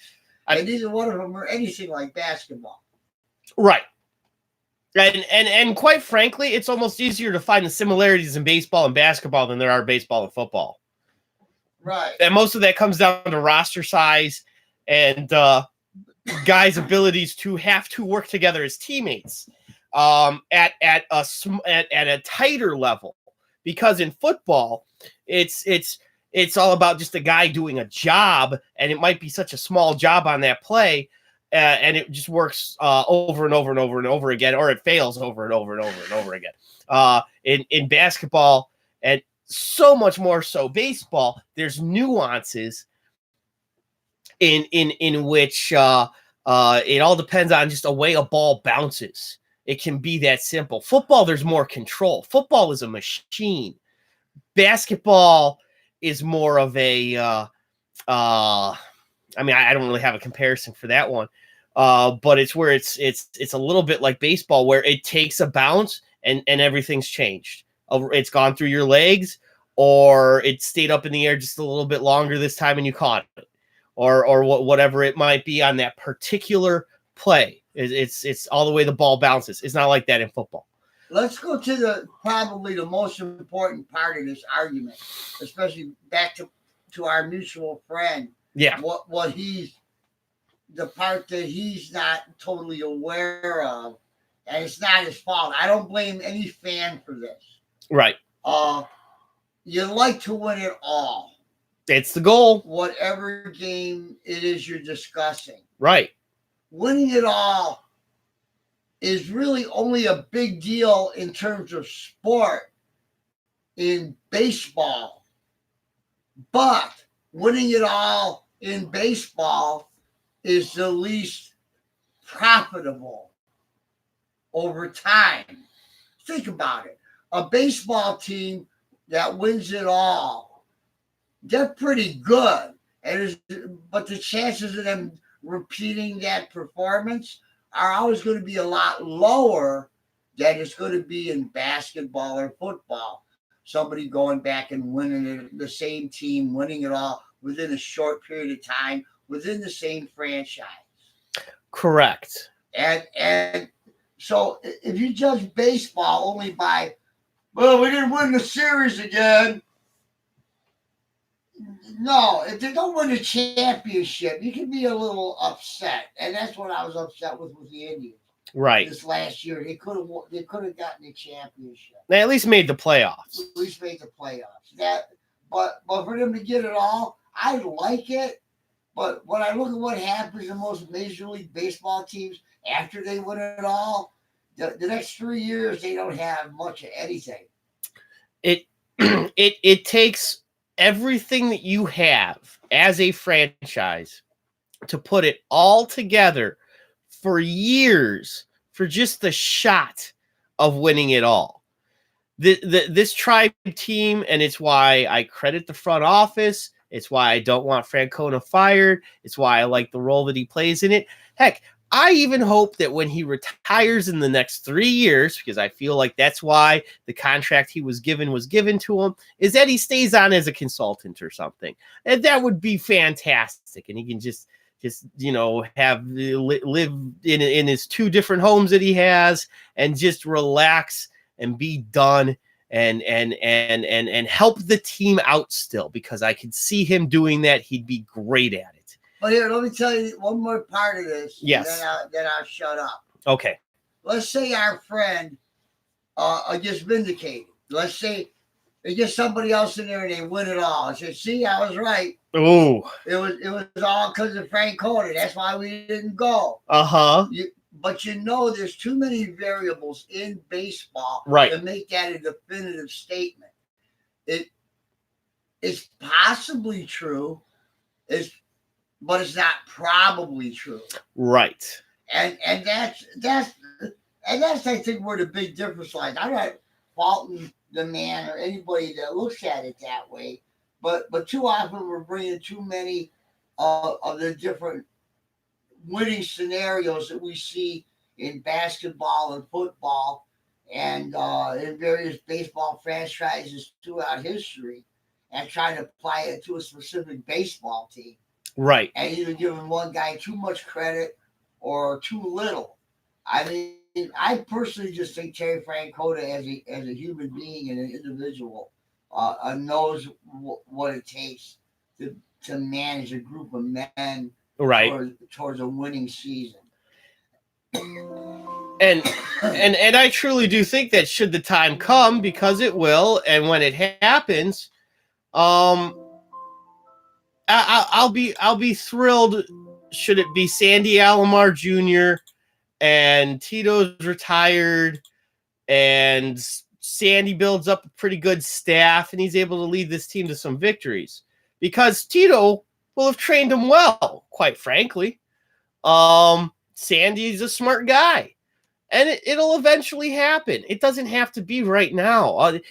That's the big thing with it, is that too many, we live in the microwave culture. It all has to be right now. There's no patience involved in anything. Lindor's going to leave. We're going to trade Ramirez. Oh, no, it's all worry and fret and fear. And obviously Tito's not the guy. And it doesn't make sense as to how that's where, you know, how did we get to that place? It doesn't seem logical. It's a bunch of dudes who don't own dog houses. And then on top of it, some people just don't like certain people. You can never explain why. Good point there too. And some people like other certain people. There's not always a good explanation for it. I don't know Terry Francona personally, but what I see and hear him, I think he's all right. I agree with that. I hear what his players say about him, so I figure, well, that backs it up, right? You know, but you know, that's a moot point. I don't want to defend somebody I don't know who makes more money than I've ever seen in my lifetime and ever will, and you know, yeah, that's not my thing. But I do think we do too much of that hyperbole thinking. Right. You know, which is where hype gets its ideas from. It's all or nothing. Yep. You know, and real life really isn't like that. In anything. No. And sports, if it has any real positive effect on society, like you did when I played it taught you lessons that you could apply to life. Correct. If you look at it just from the win and lose attitude, I know it's something they say to little kids, and everybody says, well, you know, that's just it doesn't matter. Winning's all that matters. But when you used to be told as a kid, and everybody tells their kid this, it's not about whether you win or lose. It's how you play the game. Yep. And if you really apply that to your life, that's really true. And baseball is more applicable than in any other sport. But I guess I'll shut up now. Well, and what I've liked the most about how this Tribe season wound up working out, and just how the baseball season in general worked out this year, is that you had the best team in all of baseball wind up being the Washington Nationals. And if there's any team out there in the National League that you can see a lot of similarities to the Tribe in, it's the Nationals. And that's nothing that the Indians could have done all too differently, because quite frankly, them and the Twins kind of together would have paired to be like the Nationals. And that's just how it worked out, was that the Nationals bolstered their bullpen just enough and got it well enough together to get themselves the championship, be the victors in it all. And with all of that being said, Francona, he's still got at least 3 more years left, and probably even longer if he so chooses. I don't think he wants longer than that. I think that's why he signed the deal that he signed, and it's allowed him to handle his own destiny, which is something very few people at all ever in life can say, and whether it be career or anything else. And so at least Francona has been afforded that opportunity, and if there's a guy who deserves it, I think it's him, because he approaches it all better than most. I guess what I'll do real quick here is my final traffic and weather updates. And traffic is that there is none here on Henninger Road because it's a dead-end street. And then weather-wise is that it's going to be cold, it's going to be gray, and even though this winter is just starting to get here, it'll last the rest of your life. In the news, don't forget that your clocks get turned back over the weekend. The unfortunate thing about that is Congresswoman AOC thinks that this is a new thing. What? We never did this before. Like, did this just start now? Have we always set the clocks back? Like, why do clocks fall backwards? Like, why is an hour being taken away from us? If anything, we deserve more hours in our days. So AOC is writing up legislation to have 72 more hours added to every single day. Also in the news, Benjamin Ghazi, the new assistant to the sheriff, also known as a deputy, Hugh Jackson, Benjamin Ghazi, his assistant, is working on a break-in case that happened overnight. It was a thrift store in Avon Lake that got broken into. A bunch of ugly sweaters were stolen, and a whole bunch of young boys' pants were stolen. Because as we know, Bill Cosby likes to get into ugly sweaters, and Jerry Sandusky likes to get into young boys' pants.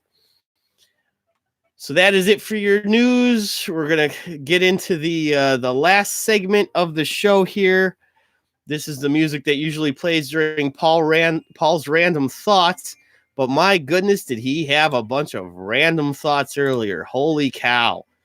He called to say that he was freed from his imprisonment while his captor, whom I guess he knows exceptionally well, was sleeping, and he was saved by the woman from Flashdance, whom in the story is still her from the early 80s, not like the 60-year-old woman she'd be now. And they were all, I don't know, she took her shirt off under her sweatshirt or some nonsense, and they jumped into her boyfriend's car. I don't know. It's even as I try to explain it, they wound up at Bob Uecker's house is the character that he plays on Mr. Belvedere. There's a whole story there because they're Owens. His last name was Owens, and the woman from Flashdance, the character that she played, was Owens. So that's where Paul claims he is now. He's hanging out with Mr. Belvedere. That's literally that took up like half an hour of the show. It happened. And we're already supposed to be done. It's already over. I'm like 3 segments behind. It doesn't matter because, 2 hours is more than plenty of enough time to hear me rambling. And at least the one person in the live chat claimed to be entertained. And if anybody else is bothered to watch this, well, good for you. Because, I'm doing it and I barely want to watch it. Now, I'll watch it later, of course, because I need to go back and watch yesterday still. I watched parts of it. It's just to try to remember what all Paul was talking about. This guy goes. I played the whole story out for Epic because he said he was following, but I don't know. It started. It was all such a simple beginning. The Browns traded for old BJ. People posted on the Facebooks, "Hey, we're going to have a Super Bowl parade party extravaganza in February. Get your seats ready. It's a party." So I sent Paul out on assignment to go and set up a spot to get ready for the parade. And then that became a whole bunch of other stuff. Mind you, some of it's clever. Paul, Epic goes and he says Paul's a comic genius. And it's like, well, if it makes sense to you, that's bully for you. It's all weird. It's first he's hanging out in the stadium, which isn't where the parade would be. Who has a parade that's only 100 yards long? The parades are in the streets. Paul's sleeping in loges and fancy places. He's good friends with the head of security down there, Officer Johnny. He's built up this entire story. And I got to be like, well, no, you got to be outside to have your seat for the parade, like when people wait outside Star Wars premieres waiting for tickets. So you got a tent and a cooler and also a lawn chair, and you're sitting there and you're waiting. So eventually that was kind of part of it. Then we got fired from the other station, All Craps, Ohio. And then I think they do midget wrestling at that station now. That's sports to them. And so eventually we came back here and we're on this station on the Warren Brothers Broadcasting Network here on the YouTube. and he had gotten into a fight with a guy named Tony. They went to trial, and I figured everything was fine now. Nope. No, I don't know. They were arguing over which team was better, the Browns or the Indians, which makes no sense because Paul doesn't like either one of them. He calls them the Cleveland idiots. The guy was mad that he did that. This Tony guy, Tony character, and Paul goes, and now after everything got settled in the courts, no, it's not over. On Wednesday or Tuesday night. On Tuesday night, Tony kidnaps him, throws him in the trunk of his Camaro, drives him out to Pittsburgh, which somehow, even though it's a 2-hour long drive, took well over 12 hours to do. Dumps him off in some warehouse with 25 Cleveland area Steelers fans, because that's what Tony does. And that's normal. That's fine. Don't call the police, though. Call me again on Wednesday. Complain about the plain pizza, the plain chips, the diet pop, and non-alcoholic beer that you have to eat and drink. And then you have to watch Browns games all the time. That apparently this kidnapper who has somehow managed to take 25 people over state lines, I guess during the course of the football season, whatever it is, and dumped them all in the warehouse where they filmed Flashdance, and have them abducted, kidnapped, breaking numerous crimes, mind you. And no one's any of the wiser. Paul's only claim was that he called his police officer friend Johnny, who was the head of security down at the Brown Stadium, and claims that guy just laughed it off and didn't believe him.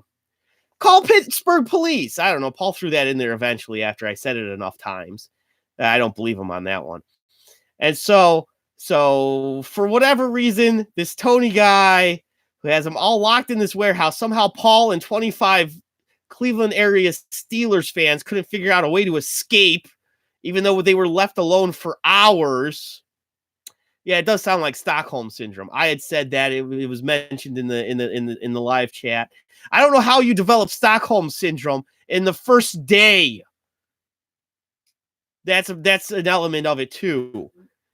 That you literally help. Well, this has just happened. Let me just spend the rest of my life with this. Maybe it was the shave. Maybe Paul just really enjoyed the shave. The guy was going to egg him, shave him, bathe him, toilet paper him. I don't even know. It was weird.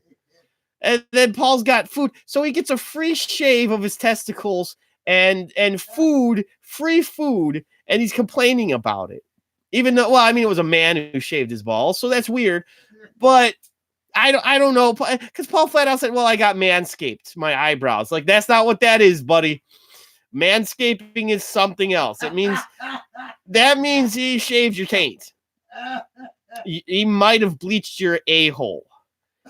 You are clean in the filthiest way possible. And it's all this bad news. But then whilst Tony slept, and Paul was able to like post these things on Facebook. That's even more amazing. He's using his cell phone that somehow he was able to charge after it dying numerous times every single day. I guess there's chargers there, and apparently laptops and computers and all sorts of other things. So he can post on Facebook exactly what this guy looks like. 5'5", 360 pounds, drives a Chevy Camaro. It's got flames and it's red and all sorts of other stuff. He's able to tell everybody on Facebook all this stuff. Doesn't contact the police at any time or attempt to escape or anything else. Somehow, the woman from Flashdance comes in and saves his life by doing a dance and taking off her tank top under her sweater. I don't know how that's relevant in any way. It's impressive. Is it something that happened in the movie? Is it sexual?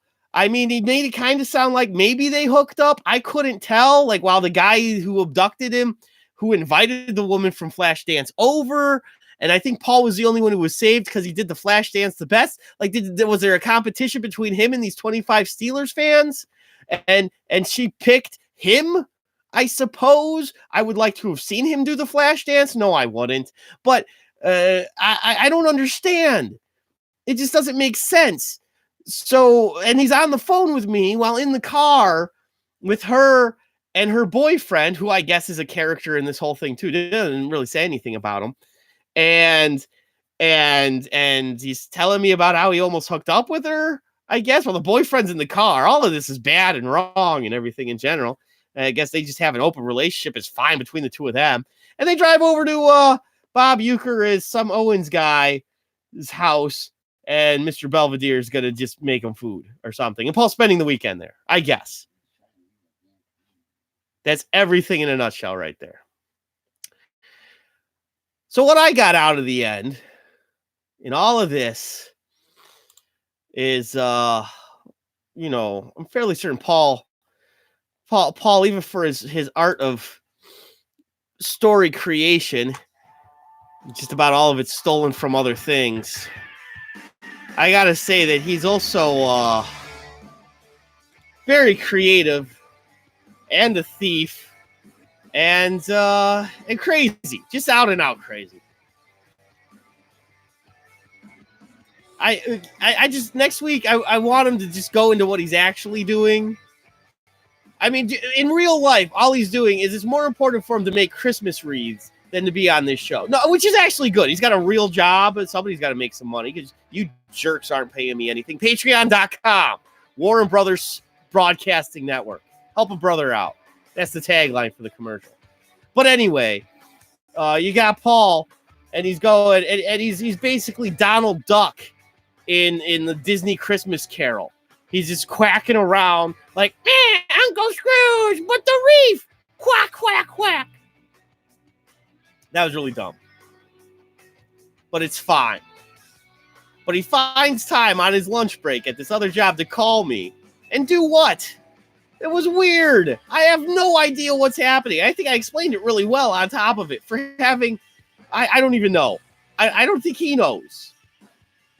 Then he got mad at me because he's like, well, I don't write it down. I have no paper here. Write it the night before. Have your notes, your talking points. And he compares it to my Bill Cosby, Jerry Sandusky thing. Those two are outlaws on the run from the Penn State University. And the only reason why Paul's doing his stories that he's doing is because I've got that one.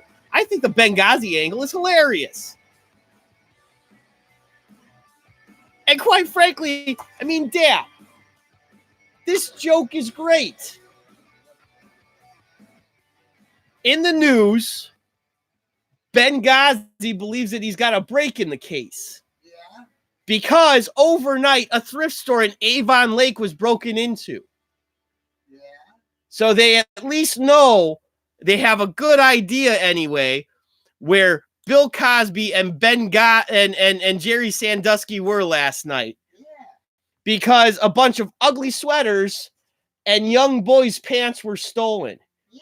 And as we all know, Bill Cosby likes to get into ugly sweaters, and Jerry Sandusky likes to get into young boys' pants. Great joke. It's a great joke. Who didn't like it? I'm just saying, Paul, I did in a minute what it took him half an hour to do with Bob Uecker and something, and he's still in Pittsburgh. I don't understand. Yeah, my joke has been going on for like a year now, but it's good. Paul's, I don't know. So just tighten it up is all I'm asking you to do, Paul, even though you'll have no idea and you're just going to get mad at me because you're not watching. But this is the end of the show. I want to thank executive producer Dad. He helped out a lot with that. Of course, Epic for watching and contributing in the live chat. And also, lastly, I do want to thank my co-host, who I normally just say is out on assignment, but then at one point was abducted. Now, what the hell is he doing now? He's just hanging out with Mr. Belvedere. I mean, like, literally. That's what he's claiming is happening. So thank you, Paul, for being my brother and my co-host, and just whatever weird random nonsense you're going on about now. There's your random thoughts for the day. Holy cow. I'm going to give him his own show on this network and just call it Random Thoughts. That's what he should do. He'd come over every night after his other job, making wreaths, and just talk randomly for an hour. So anyway, this has been the Warren Brothers Sports Show. on the Warren Brothers Broadcasting Network on the YouTube. This has been Mark Warren saying until next time, this time has been the most recent. Good night, everybody.